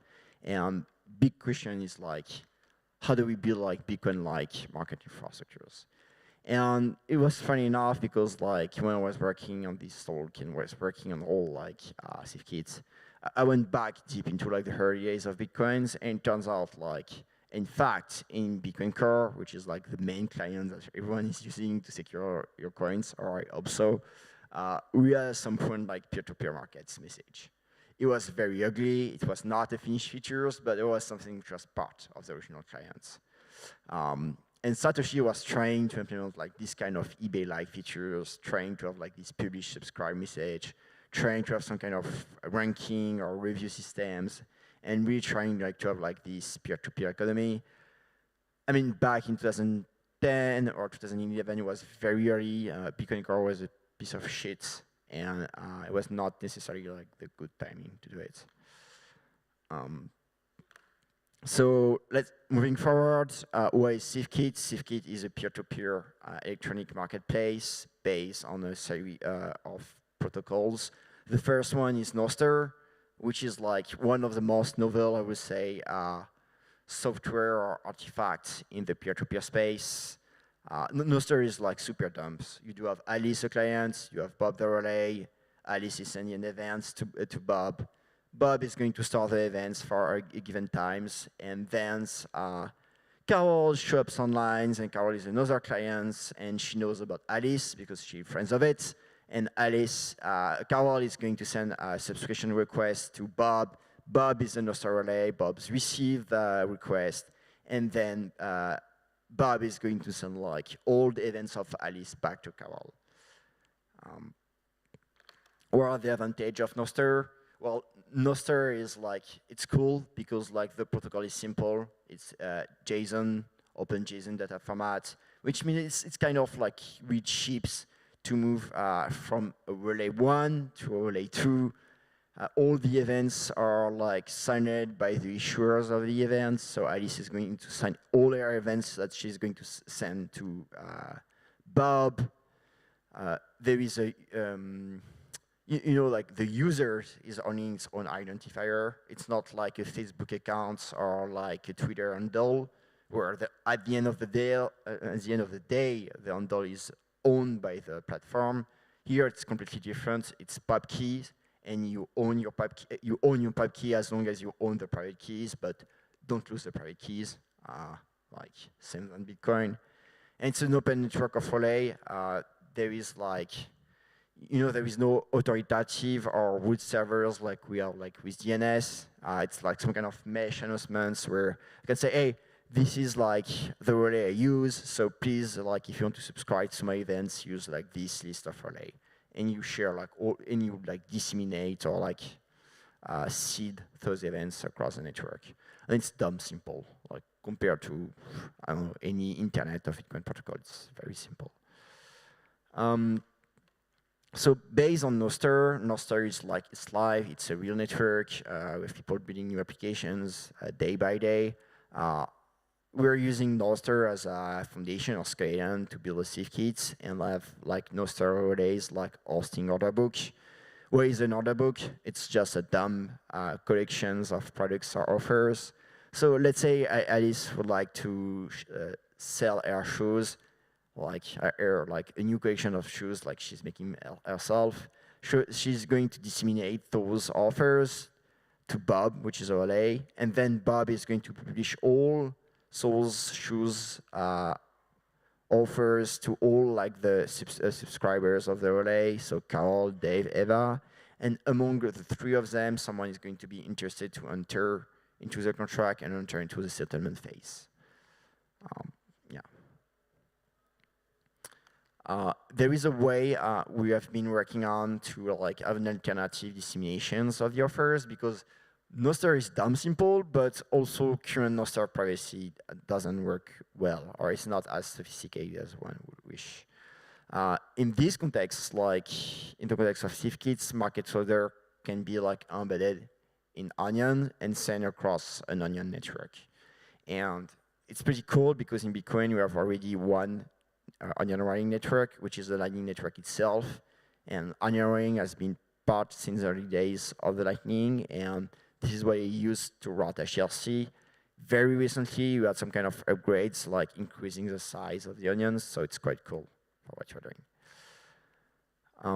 What is the settlement phase? Well, settlement phase is like, okay, I got the collections of product and offers, and I want to enter into a trade with someone, but you know, I don't really trust Alice. I know she wants to sell me like shoes and very nice shoes, but I don't trust it. And what I'm going to do, well, we are going to find someone like to act to dispute mediation contract. And what does it mean? It means like, okay, I took my coins to buy the shoes.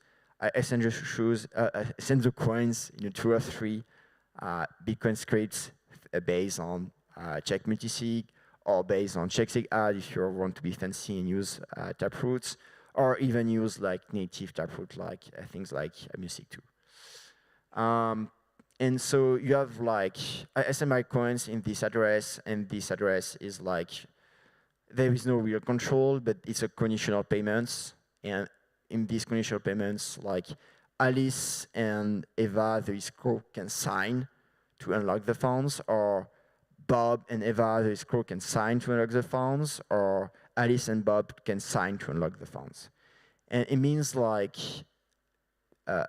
thanks to the escrow, the state of the trade can be arbiter, in the sense of, okay, Alice, I lock the funds, and Alice send me the shoes, and based on this, like based on receiving the shoes, I can say, hey, that's fine, let's unlock the funds for Alice, and the trade has been made. And okay, so this is a simple Bitcoin escrow contract. It has been like, in fact, it was like there, like object multisig, not object multisig, actually has not been there since the early days of Bitcoin. It was a soft fork, if I remember correctly. But having like multiple scripts, multiple pub key and signature requirements in Bitcoin script has been there since always there. Can we do like more advanced Bitcoin escrow contract? That's a good question. There is a way to uplift the escrow over Lightning. It's cool, there is no dual contributions, which means there is no atomic exchange issues like we have for doing like TLC over Lightning. And in this contract, we can have time locks and consentable or refund options in a sense of, okay, we lock the funds, but nothing happened in a sense of Alice is not sending the shoes, and Eva's escrow is not responding to my message, and after months, I might be able to recover the funds.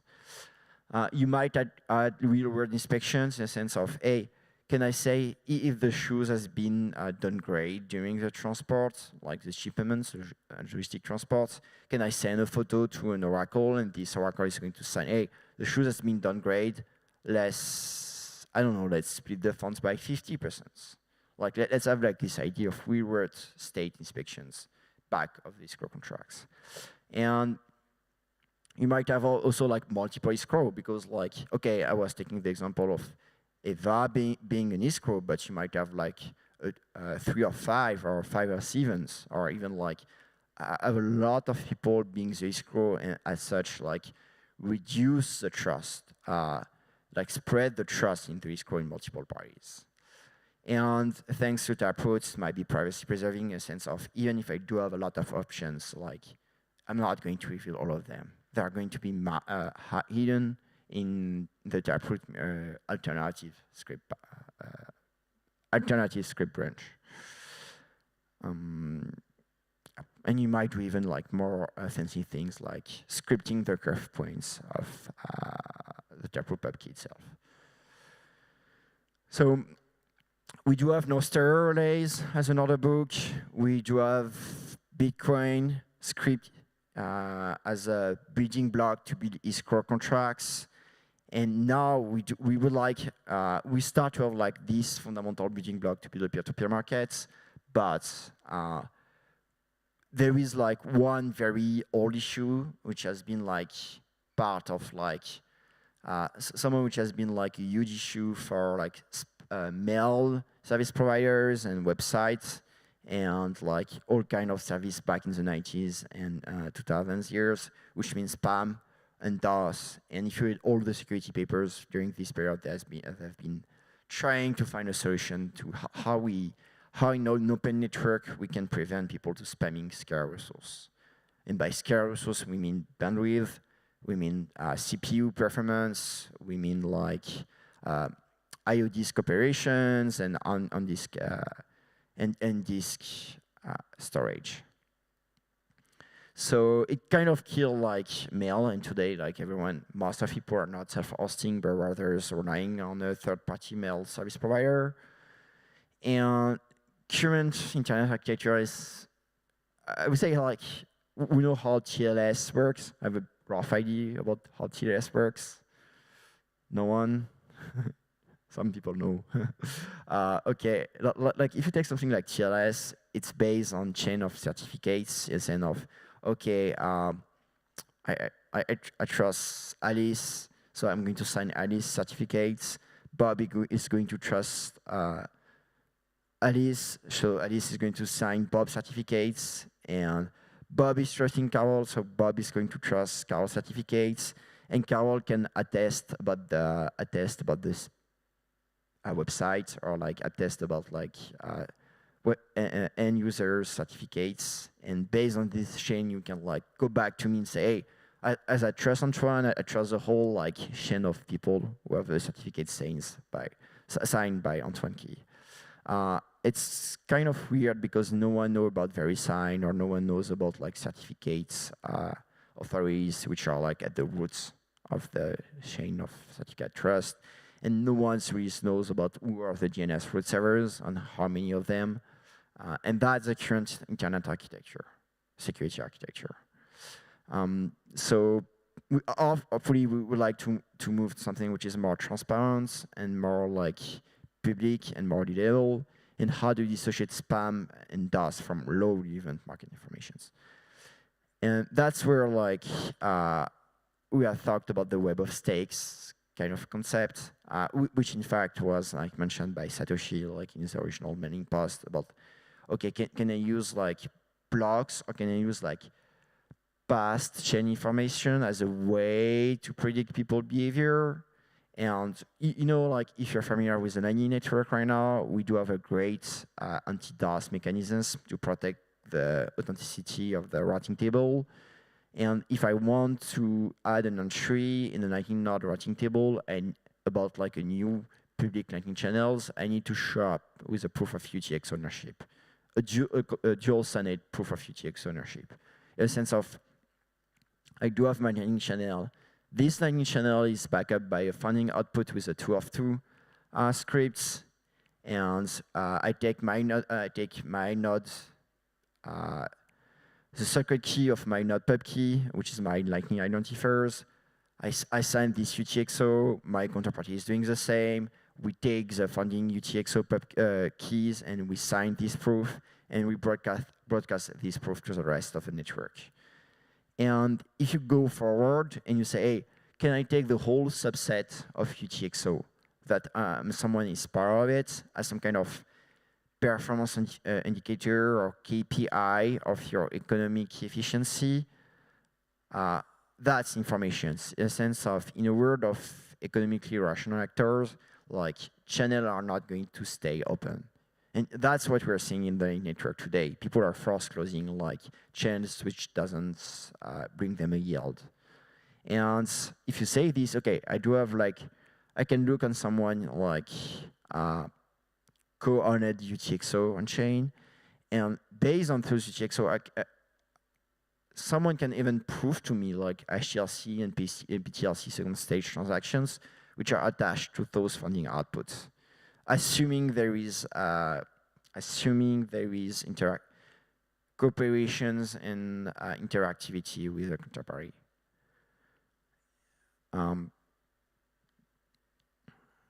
Yeah, and if you do have like those chain of proof, and like if we do have like this proof on-chain proof of UTX ownership and off-chain proof of HTLC traffic, and we take those and we sign a new key, and this state public key is going to be like your economic weight.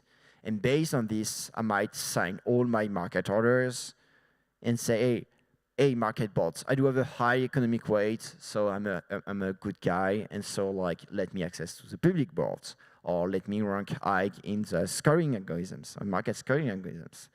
And if we do this, and everyone is doing this, well, it's probably like market trust is going to be like some kind of emerging property in the same way than PGP has like somewhat proven you have like this web of social trust. But there is a lot of hard technical issues about this. Composability of signing policy, in the sense of, okay, can I have like multiple people owning a proof of UTX ownership? How big are going to be the size of the proof? And here it's going to be dependent of the crypto systems. How good the proof are going to be privacy preserving. And, you know, it might be the more delicate points, but we have like these equilibriums or arbitrage between how much information I do reveal to the network and how much information I keep private, and what I do not reveal about my economic traffic. And here it should be like the user choice. Like the web of state crypto system should be simple enough, and the protocol should be simple enough for the users for doing the arbitrage. And ideally, like we wish to have like this web of trust composable in the web of trust. In a sense of web of trust style of security model is good to bootstrap a peer-to-peer systems, or it's good also when you want to have interactions with your local social cycles, like friends of friends kind of things. Ideally, like reputations algorithms we are designing, and we start to see people on the Nostr side experimenting with reputation algorithms. Like we say, hey, I want someone to have like that level of score, of web of stake score, like 80% of it, and 30% remaining of the reputation algorithms scoring is going to be like web of trust base. Or you might even say you have like strong position sense of to enter into a trade with this guy, to enter into a trade with Alice, she must be like in my two social link cycles. She must be someone which has her public keys signed by one of my friends or like Nostr contacts. There is a lot of technical challenge there too, like reputation revocation, transfer from a pub key to another pub key, or like cross-context privacy leaks in the sense of, okay, I might do a trade with Alice and now reuse this information to do a trade with Carol. Well, you might have privacy leaks here.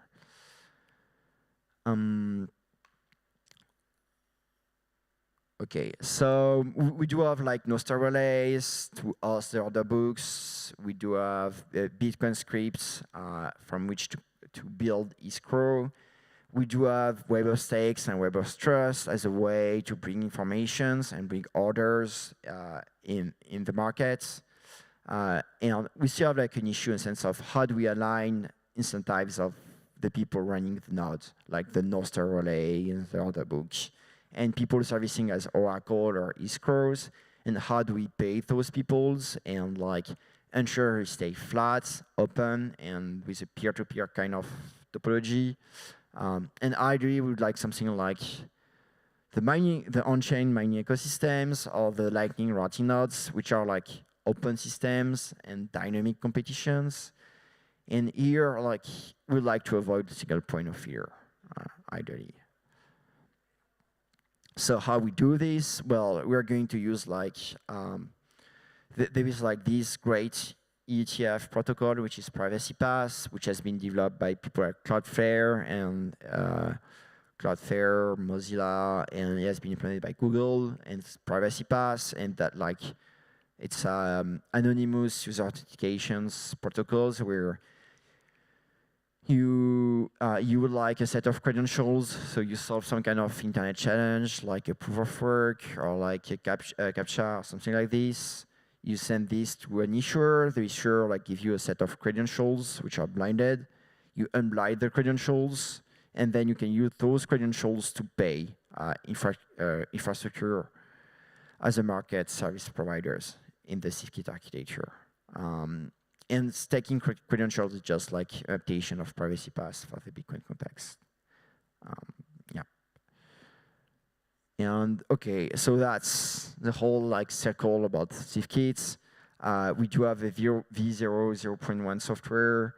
It's a Rust-based Nostr relay with some Lightning features integrated. Foundational NIPs are like currently work in progress. Staking credential protocol is also work in progress, but it's moving good. And we are trying to have like a microservice kind of API where people can simply develop things like Notary, oracles, and market boards. Escrow Lightning option contracts, it's more the design step, and implementation is coming soon. And stacking credential protocol has been specified, and it's more like, okay, is that secure? Is that private? Can we compose this with other protocol? And what is the kind of the crypto economic analysis? Okay, and we do have a community repository. It's on GitHub. Everything is open source, so it's pretty cool. Yep, and we're making good progress. As we say in French, Rome ne s'est pas faite en un jour, which means like things are taking time, infrastructure is taking time. Lightning is like 8 years old-ish, something like this, and we still have a lot of work on it. SafeKit is even younger, but like it's a well-shaped problems. Like we are like moving good and building layer by layers and like doing small step every day, like being consistent every day. That's what matters, I think, in open source. Come on the dark side, we have cookies in the sense of if you want to contribute, if you want to code, if you want to organize meetups, if you want to write documentations, if you want to review protocols, like, hey, it's an open source project. We're nice people most of the time. And thanks to the organizers. Thanks for being here and doing the hard work. And that's it.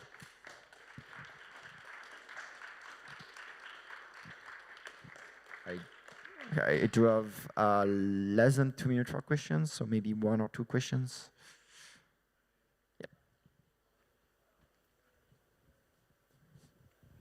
What if I decided to buy shoes from Alice, but the phones are locked until I receive the shoes? How Alice know I will receive the shoes? What if, for example, I receive the shoes, but say I didn't receive them? So okay, in the case where you're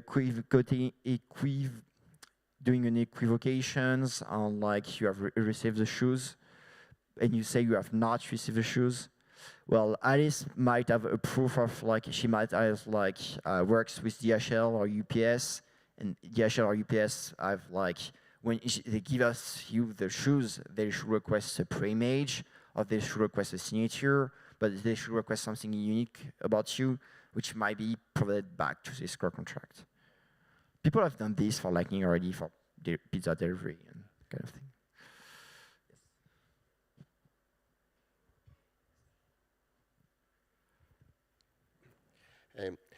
I have a question for more or less like him. If someone wants to buy, because this is mainly for a marketplace, right? Someone wants to buy something paying with Lightning. How, what makes different the Lightning invoice to hold the payment and have the escrow? Okay, so your question, if I do understand correctly, and the time remaining to answer to it, is like, is the invoice difference or like is or well, so How you do the escrow using Lightning? Yes, so you might have a version of this escrow on chain, and you might have a version of the escrow off chain, ideally off chain because it's better privacy, it's more efficient, it's cheaper, and you might have like multiple escrows on the same channel. And the escrow conditions might be part of your offers or invoice TLV records because we are using TLV for invoice and bolt wave, which are like extensible. Yeah. But I don't understand. But how do you keep the money from the user, from the seller, or the buyer? I'm sorry. And how do you keep the money in case something gets wrong and he needs to get back the money? If the escrow doesn't answer anything, if the escrow do nothing, so that's what you mean? If someone is buying and pays, yeah, and it gets with the other part, the counterpart, and the other party don't want to send the thing there, the buyer is buying, for example, and you have like a dispute. Yes. How do you hold this money using Lightning Network? Because you're using long CLTV.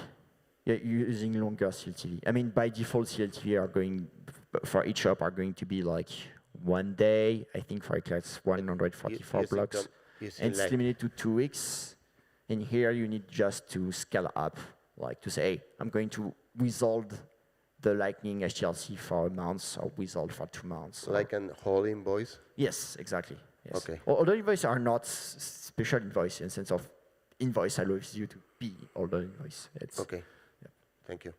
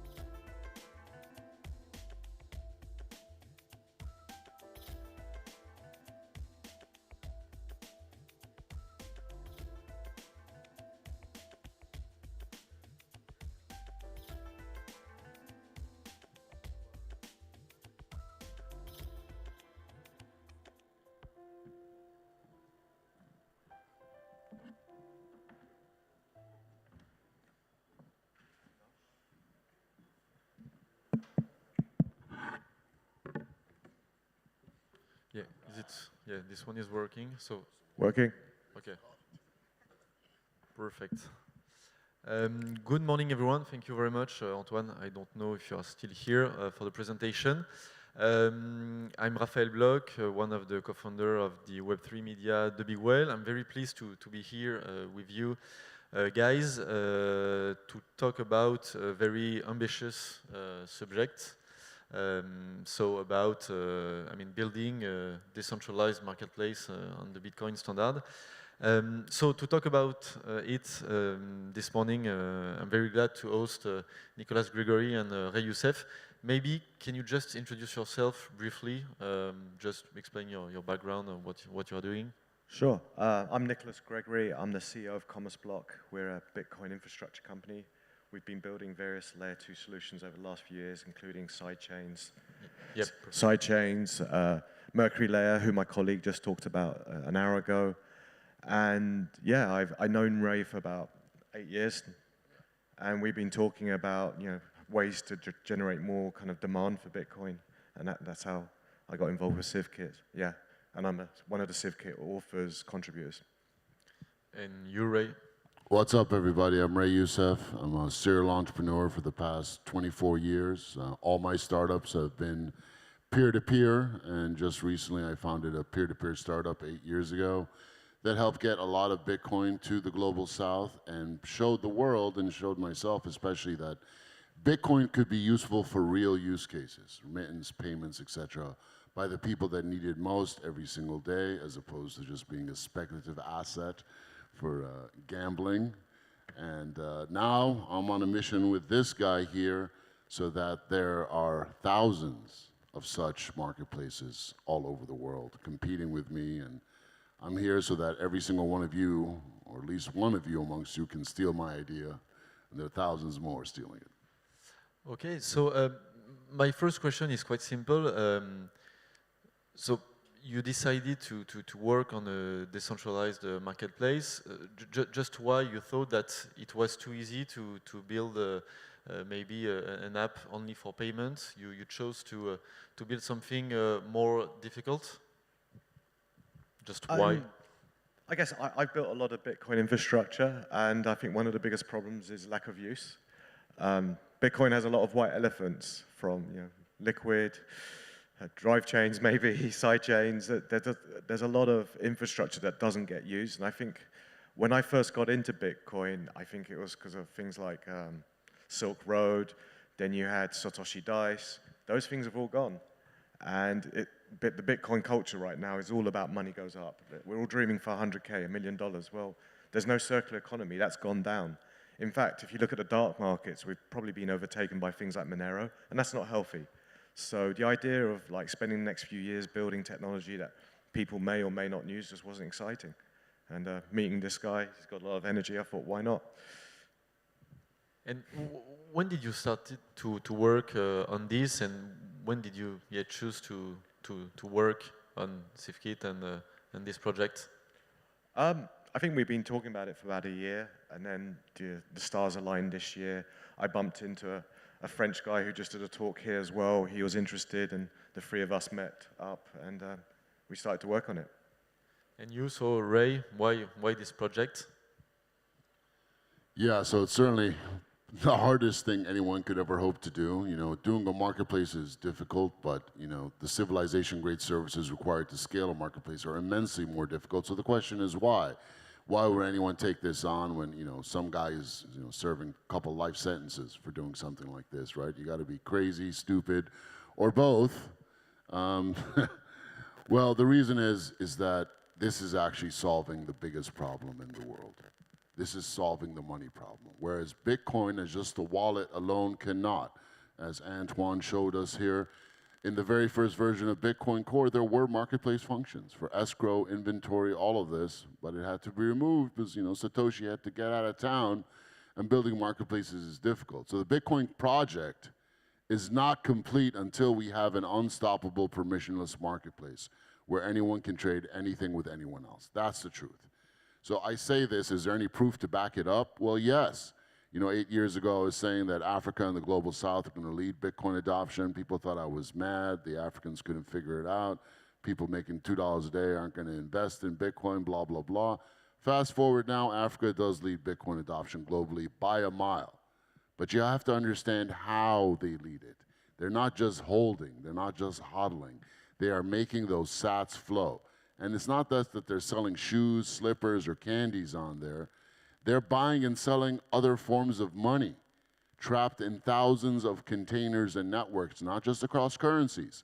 For example, in Africa, you've got over 2,000 payment networks, and less than 3% of them actually talk to each other. Peer-to-peer marketplaces for money allow this money to flow between networks, between currencies, and most importantly, between borders. The biggest problem in the world is what I call financial apartheid. It's the worst form of apartheid, and it's become so ubiquitous that we don't even think it's a problem anymore. But when you go to the Global South and you talk to people, you'll see how big the problem is. You'll wonder why they aren't extinct. You know, just so everyone understands how important it is for the money to flow, for there to be wealth. How rich would America be if you couldn't send money from New York to New Jersey? And that's the problem across the entire Global South. Peer-to-peer marketplaces act as universal translators and transporters of money, and they allow the people on the ground to use their imagination and business acumen to solve every single problem they have with money. And as you can see, my old company went down. The guys whose idea I stole, local Bitcoins, went down. And now Binance is in trouble too, and their peer-to-peer is the biggest. So we've got some work to do, and the people are waiting. And you are talking about money and also marketplace. I mean, do we need a marketplace? I mean, to just exchange. I mean, we could use only Bitcoin, but not on a decentralized marketplace. I mean, it could work without the marketplace, right?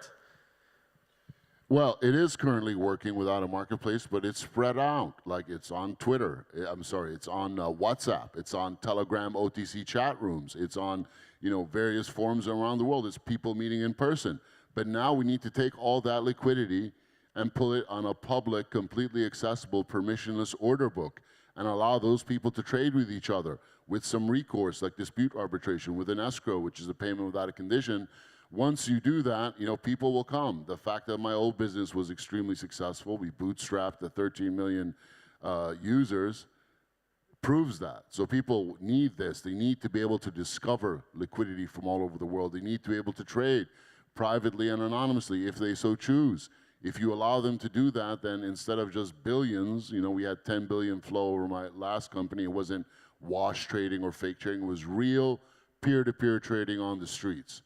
If you allow that to flow and you make it permissionless and unstoppable, you can look at an exponential increase in all of that, and that would be tremendous. And you are not the first one to create a decentralized marketplace. I mean, did you take inspiration from previous projects? I mean, what do you think, for example, about something like Particle or other decentralized marketplace? Yeah, I mean, I spent a lot of time looking at RoboSats. Obviously, there's BISC as well. But I think the missing piece was the reputation system. There's still a lot of trust involved. And to look at the scale we're looking, which is basically taking over what Paxful and peer-to-peer Binance are doing, we felt we needed something a bit bigger on the reputation thing, trusted oracles. And no one was really looking at that seriously. And what's the most difficult thing to set up for building a decentralized marketplace? Yeah, what's the main pain point? I think it's trust. So you have to build a reputation system. I mean, creating a decentralized platform for me and you to trade is pretty easy. But how do I trust you're not going to rug pull me? How do I trust that the artifact doesn't show up? You need a reputation system and have one or multiple oracles to arbitrate. Okay, so how you build this trust? How you do this? Well, there was a talk about an hour ago about web of stakes, and that was a technology that was looked at to build trust in the Lightning Network, and we're building on that paradigm, and that's where we're going with it. And I mean, what's your objective? I mean, with this project, you just want. I mean, when we talked about this before this panel, you explained me that it was, I mean, not for free, but because you want to empower the community. It is just about this. Yeah, I mean, look, it's about creating demand. So, we need the circular economy to happen for Bitcoin. I build Bitcoin infrastructure. if there's no circular economy, that infrastructure is not going to be used. I mean, it's that simple. And you, Ray? So every week when I was CEO of my old company, and still now, I'll get a picture from one of our users. Hey, Ray, thanks. I bought this with, with Bitcoin and what you built. It's a picture of a car, brand new car. One guy even sent me a picture of a house with his mother and sister in the background, and it's beautiful. Essentially, our job is to create wealth for people, and we do that by allowing free trade to flourish. 99% of governance is about money, so this is what it's about. I want to make people rich, and if the global South doesn't need aid and handouts, they just need to be able to trade freely with each other, and they will create their own wealth. The past 8 years of my life have proved that. So that's really the goal right here. We want to see the entire world rise up through the power of good old-fashioned business. Nothing wrong with it. It's a beautiful thing. Free trade creates wealth. So let's get people trading freely. Let's get those sats to flow. Now, your second question is a big one. What are the pain points here? Well, so building a marketplace, an order book, and an escrow is tough, but Antoine has done it. We have done it here in CivKit. It'll be ready in November. But that's not enough, right? It's not enough. Now, there have been other projects before this, like Open Bazaar, et cetera, and they didn't work because they were trying to sell Pez dispensers and slippers, whereas the real use case, the real killer app is OTC, making all the money of the world flow. Now, projects like RoboSats and BISC have focused on that, and they are getting some traction now, but they're still not household names. Why is that? Well, it's a two-part problem. Number one, they might not be the best business people in the world, but I'm a really good listener, and I can count, and I'm quite confident we can drive business where people need it most. But number two, and this is why me and Nick work together, is because they're not tackling the biggest problems. Just putting up a marketplace, an order book, and an escrow with a wallet is not enough. To scale, you're going to need the things that people have usually depended on states, nations to provide. That level of trust was right. In these marketplaces, you can guarantee trust on one side of the transaction, meaning the Bitcoin, the crypto, et cetera, because it's provable cryptographically, mathematically. But what about the other side? Whether it's shoes, slippers, money in a bank account, in a gift card, in cash, or whatever it is, that part you can't prove. So what happens when a trade goes wrong? Now, my old company, less than 1% of trades would have a problem, disputes, which might not seem like a lot. Hey, maybe we can live with that, but no. This is something that's going to be used by legitimate people. We're not going to have drug dealers and money launderers on this. There's a lot of real good, solid, clean business to go around. And those people need recourse, They can't afford to lose $100 or $500 here. They need to feel like someone will come in and arbitrate. But hey, it has to be completely decentralized for this to work. Otherwise, the man is going to snipe us, right? So what you have to do, you have to build a decentralized court system. Peer-to-peer dispute resolution. This is hard. No one has ever done this before. Now, there is some precedent. Centralized companies like Klarna in Sweden have done dispute resolution for e-commerce, and they've built a huge business off of that.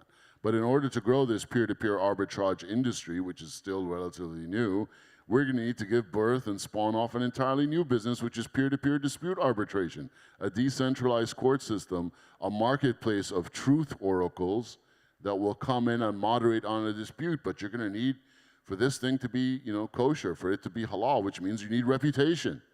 That's hard, and that's why we keep talking about reputation and know your peer, because it's absolutely essential to make this work. The problem gets even deeper. You're going to need, a appeals process, maybe 3 levels down, mimicking the court systems of the world. And that's the biggest problem here. I think it's the biggest problem in the world, this peer-to-peer decentralized court system. But I've already done it in a centralized fashion, for the past 8 years, and it's the biggest pain point.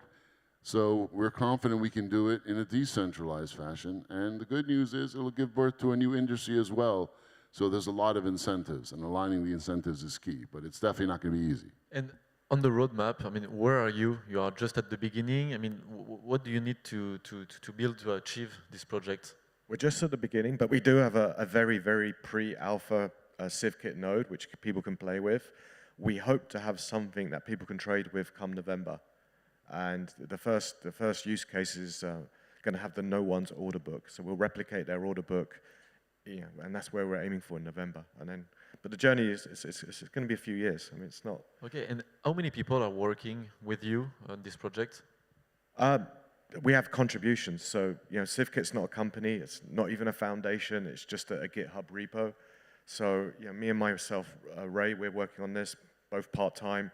We have Antoine, who's doing a lot of the lead work on the code base.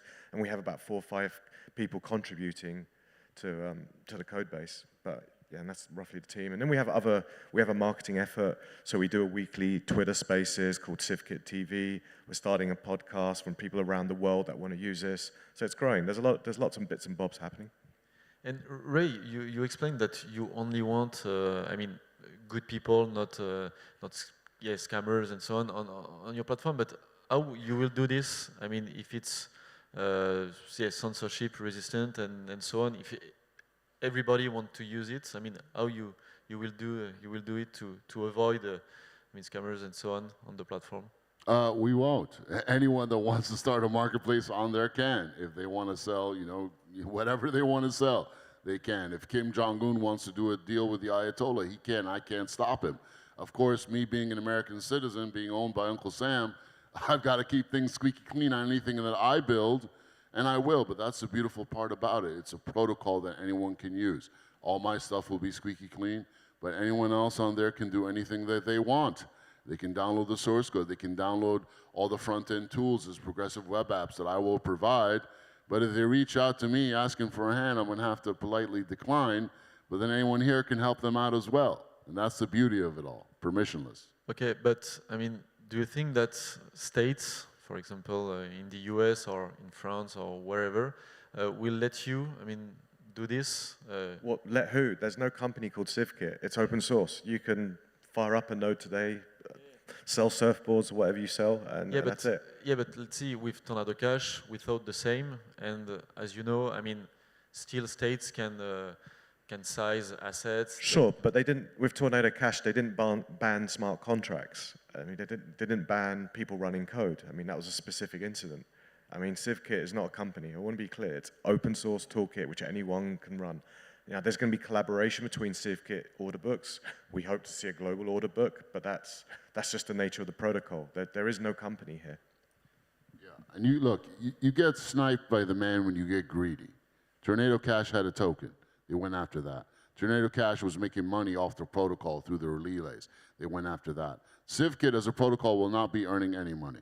We've covered the bases here. This is a pure project. That's why we have so many amazing people joining us, because they know our intentions are pure, and we will be protected through that means. Now, when this thing takes off, and God willing it shall, are things going to be all hunky and rosy? Well, believe me, people are going to start to take notice. But then, hey, I'm saying my prayers. It's all good. And do you think that we will have many decentralized marketplace in the near future or in the future, like we have centralized marketplace nowadays?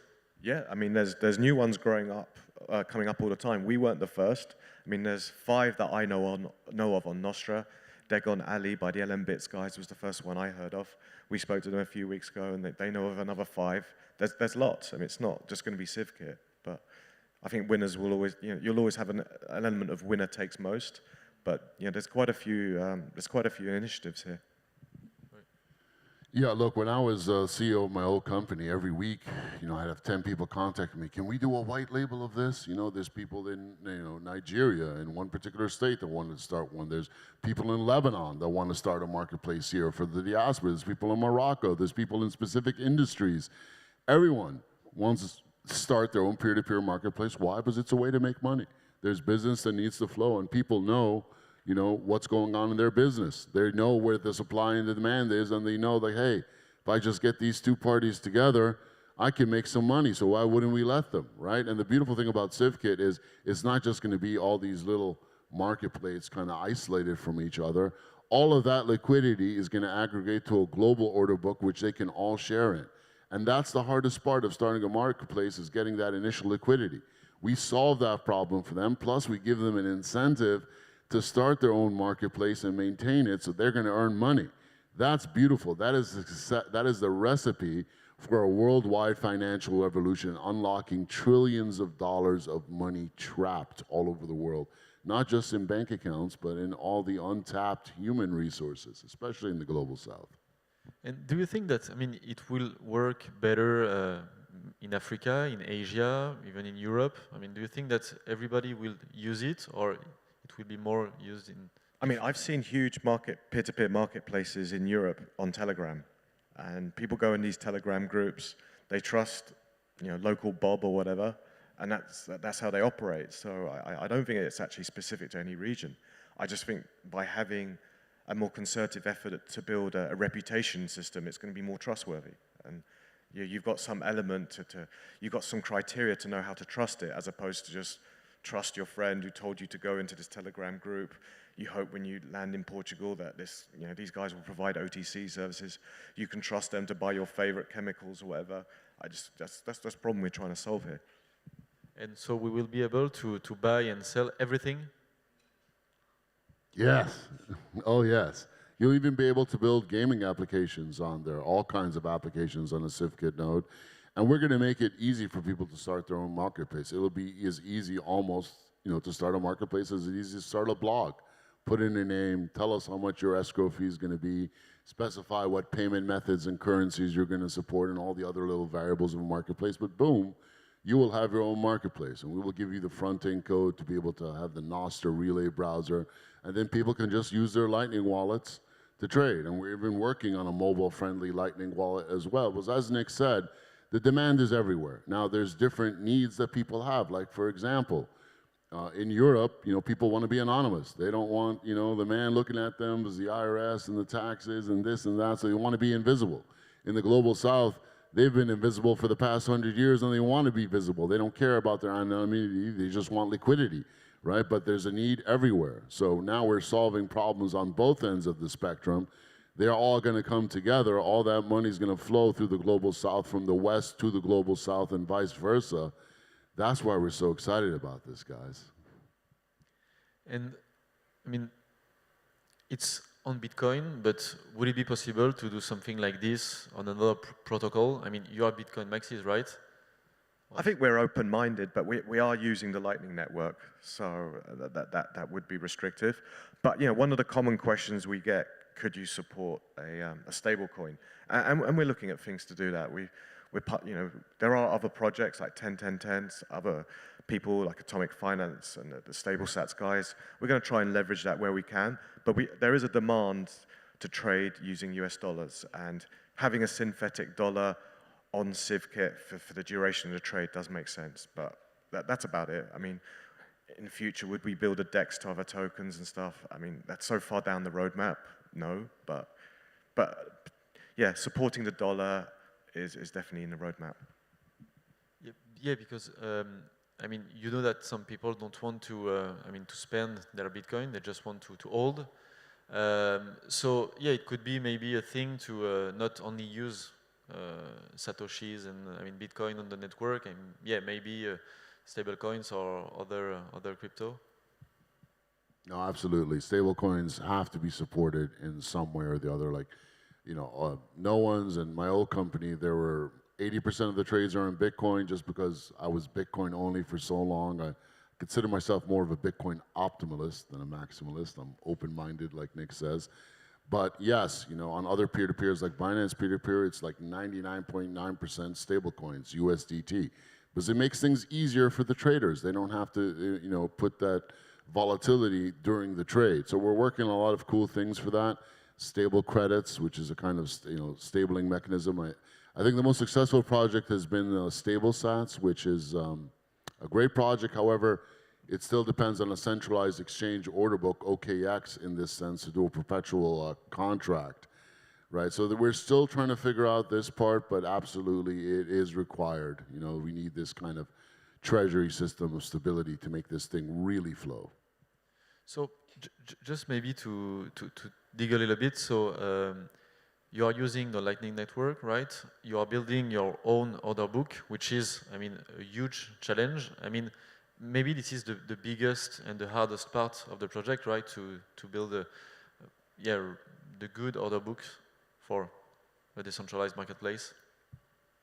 Yeah, the order book is hard, but you're going to defer some things to the people that run the marketplace. Like they'll be able to decide, okay, by default, all orders are allowed. Anyone can add an order there. Or hey, no, I have to manually approve the offers, right? So to keep the junk from getting on there. So anyone that wants, the profit of running a marketplace will also have to have the challenge of keeping their order book clean, and it'll be up to the marketplace masters to decide who gets on there and who does not. It's still distributed, it's still decentralized, but there's still some kind of filtering authority there, right? That's fine. Now, what was the rest of your question? I'm sorry. No, I mean the order book. The order book is hard, but what's even harder is what happens in the course of a trade where there's a dispute. The peer-to-peer dispute resolution. Building that out in a decentralized fashion is even harder than an order book. And like just to put in perspective how hard an order book is and keeping it clean, think about Twitter. Think about all the social media, and people are spending so much time into these algorithms to keep all the scammers and bots and all this junk from getting in. It's hard, right? And no one has really figured it out. Now imagine that challenge times 1,000, because you're not just dealing with content and text, you're dealing with money. The challenge of quality becomes tremendously difficult. So yes, that is tough, but the community does a pretty good job of monitoring itself and keeping the quality in itself, because if someone in New York is deciding, oh no, these offers from Nigeria are not good, what does he really know? It's someone in Nigeria that has to decide for themselves, because they understand that, hey, no, this guy's offer might be good, he just might be haggling, because that's part of the local culture, right? So that's what peer-to-peer is. We're distributing these kind of decisions across the world in the places where, they understand how to do business locally. Okay, and so in November we'll be able to try your decentralized marketplace. And so what's the next steps for the 12 coming months? I mean, look, the reputation system's never finished, because that's something that can always be gamed. We also want to improve we're building a Lightning implementation as well called Orage, which is going to support custom scripts. You're going to have more kind of DLC type functionality there. And also we're going to look at implementing a stable coin as well. So that's probably 12 months after November. Okay. And in the next 5 years? Global domination, replacing the NASDAQ, replacing all the FX markets. So this is your secret question. I mean your ambition for the next 5 years or maybe 10 years. Let's go big or go home. I mean we're here to have Bitcoin dominate the world. So you agree? Yeah. So you all see what's happening with BRICS right now, right? 5 countries just joined BRICS. Now it's 80% of the world's energy. It's not a unipolar world anymore. It's a multipolar world. You see this happening and you're like, wow, the world is rapidly changing. Is BRICS going to save us? Anyone? The answer is a big fat no. They're not going to save us. Believe me, people are looking at Bitcoin. All these heads of states have been looking at Bitcoin for a while, and they look over here and they just see a bunch of dudes in wizards hats saving up for their Lambos, bunch of people fighting over hard forks, this forks, Dogecoin, this shit, and they're like, you know what? These guys are clowns. These guys aren't going to deliver the financial architecture that we need. However, things are changing. The narrative is changing. It's not so much about price anymore. It's turning to be about purpose. And this whole thing began with peer-to-peer, and it's going to end with peer-to-peer. Our job here is to deliver the global financial architecture that these guys have been looking for. The president of Kenya got in front of Macron. He said, where is this thing? We need it. We're tired of your old ghetto rails, right? We're going to deliver that. This is what this thing is all about. We're going to give people a global free marketplace where everyone can trade. BRICS is doing, hey, let's trade with the yuan. And they're all signing deals between themselves. They're building these custom corridors between India and China and Russia and Brazil and this and that. Great, but those deals are real slow, and they're happening between nation states and huge corporations. What about everybody else? What about those 8 billion people on the streets that want to start trading? And that's what they're looking and expecting from us. They're like, who's going to build this thing that the actual people on the street are going to use? Who's going to do that? Is anyone doing that? Or are these guys just hodling and trading, JPEGs and whatnot? No, we're going to do that. We're doing that now. And once we show everyone that, yes, now the people on the street can build their own corridors, and that's what peer-to-peer markets have shown. Every day I see a new corridor, whether it's the Dominican Republic to Rwanda, or Cameroon to Nigeria, or India to Bali. All these corridors would be built by actual people over real supply and demand on the streets. Once we show them this, these heads of state are going to look over there and say, what them boys over there doing? Oh, they seems like they got their act together. People are actually trading on this thing. It's not just a wallet system right now. Real commerce is happening here, and people trust it. Then they're going to be like, you know what? I think this is what we've been waiting for. And if our people are already using it, it's not a hard sell. And that's what we have to understand. We have to get the money to start flowing. Once the money flows, everything will come from there. But this is not going to be from the top down, us sitting there and waiting for those crusty old enterprise guys to come over. No, fuck them. Let's focus on the streets. They've been waiting for us. But, I mean, it's a really good point, but how you will onboard them? It's not only, okay, they want to exchange freely. You know that it's harder than this. It's not only people want to exchange. And, I mean, we can do this today in France and wherever. So how you will onboard them in your system? Yeah, that's the problem of traction, right? That's why every startup needs a sales guy. Well, I learned a thing or two about that. I've been doing that for the past 8 years in this business. And I got 13 million users in our last company. It was completely bootstrapped. I didn't take a dime from anyone else. And I have a secret. And it's not that I'm the smartest guy. It's just that I'm a really good listener. And I actually like to meet my customers. I actually went over to the Global South. I met them. I did university tours. These things work. I remember one time in 2019, I got in front of a huge, campus audience in Kenya, and I started talking about Bitcoin, right? And you should have seen the looks in their eyes. They're like, oh, God, this guy's another freaking scammer trying to get me to put my family's life savings into this Bitcoin, man. No freaking way. But then once I started explaining to them, hey, this is not just an investment. This is the means of exchange. You can use this to solve the real problems that you have right now. Then their eyes lit up, and they're like, wait a minute. It can actually do that? And then they're all in. They want to learn a little bit more. And then you don't have to convince them to educate themselves. They're running right at you, especially those brothers and sisters in Nigeria. They are ready for this. They are waiting for this. No one has just come at them the right way. My success and the success of my last company and peer-to-peer in general proves that. This is not something that we actually have to work hard to do. They are ready, sitting there and waiting for us to come over. Now, the hard part, besides the technical challenges of building a protocol like this, is making it simple and easy for people. That's primarily a UX challenge, right? You want people to use a non-custodial Lightning wallet, but you want them to go through a half-hour process to back up their private keys. Well, you're a fucking moron. They're not going to do that. They'll throw the whole thing out. You got to be a little bit more gentle with them than that. But once you get past that part, it's all about education and showing them, hey, there's real business here, and there's profit here. The profits in peer-to-peer are huge. All these brothers and sisters day trading, they're just trying to squeak out a few basis points, and they feel like champions. Meanwhile, in gift cards, you're getting 50% margins, right? Now, there is considerable risk, but people can factor that in, and they can change their lives. So there's so many success stories from my last company, and now no one's is moving even faster because all those lessons that we've learned we're baking in, and the success story is going to ramp up. I'm going to be going to Africa in November and December, and probably 3 months after that. And I'm going to be doing a listening tour. I'm going to be going to campuses. We're going to be giving away sats to people, onboarding them rapidly.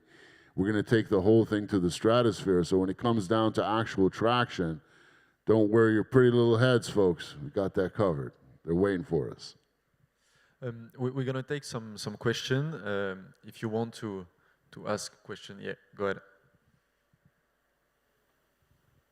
Hi. You said it's important to build a reputation system to improve trust, but in a decentralized marketplace, a lot of people are interested in anonymity. How do you combine anonymity and reputation? This is for you. Okay. Yeah, I mean, we've got this concept of know your P, KYP, know your peer, but a reputation system does not have to have an identifier. I mean, just like in Bitcoin, an ID is a public address, but we can build a reputation system that has a history associated with that address. That can be over a period of time, that can be a score, and you don't necessarily need to trust one oracle. You can trust a collection of oracles. It can be 5 KYPs, and if 3 of the 5 approve the trade or arbitrate the trade goes through. So there's many options you can choose for there, and that depends if you're just buying a $2 JPEG or $100,000 luxury car or something. You have a collection of different oracles, and there's different concepts there that you can apply. And there's not going to be just one approach to reputation. We're providing the tools. As I said, this is not a company. This is not a pre-built system. This is a set of open source protocols that different marketplaces will choose. Okay. Thank you.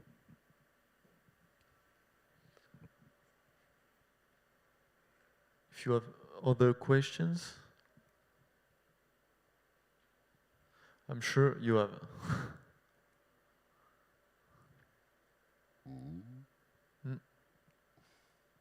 Well, let me just add a few words to your question, the reputational system. Yeah, it's purely optional. You don't have to identify yourself if you don't want to. Your pub key will carry your reputation over, and as Antoine presented, there's going to be a web of trust system, right? It's all your unique partners combined will give you a certain measure of reputation and trustworthiness. But the big thing is the fraud, is the trust, right? And between peers. Like, for example, if I'm going to sell you some Bitcoin and you want to pay with your PayPal account, okay, great. Well, guess what? The average margin for that is 30%. Why so high to buy Bitcoin with your PayPal account? Because of the fraud. You can easily call PayPal up with an email, get that whole thing charged back, and get my PayPal account shut down, right? So me as a peer trading with you, there's no centralized party involved, but I want to know who the hell you are besides just a guy with a cool Bitcoin cap. Are you going to charge me back? Are you going to screw me over and I lose my Bitcoin, I lose my money, my PayPal account, and I lose my PayPal account? That's why I'm going to ask, hey, show me your KYP. And all your KYP is just a private address that you control, which has your documents there and any verifiers, any truth oracles that have lent credibility to your ID and say, yeah, this guy is who he says he is. But it's not held on any centralized authority. It's yours. And you're probably going to have to show everyone that you want to buy Bitcoin for with PayPal your ID, because they're going to ask every single time. And that's the experience I have running peer-to-peer marketplaces. These guys don't want to get scammed. So they're going to ask you every single time. So every single time you could just upload your passport and driver's license to these guys, or you could just say, yes, approve. This guy made a request to your KYP. You say approve, he gets to see it, and you're done. So it's kind of like a shortcut to make all these peer-to-peer trades, simple. And you only realize the importance of that once you've actually been running a peer-to-peer marketplace, where there is trust issue on at least one side of the trade. So that's why it's absolutely essential. Thank you. No question? Okay, thank you very much, guys. Hold on, someone must have a question. Otherwise, I'm going to monologue for another 16 minutes. No, it's all right. Thank you, everybody. Thank you.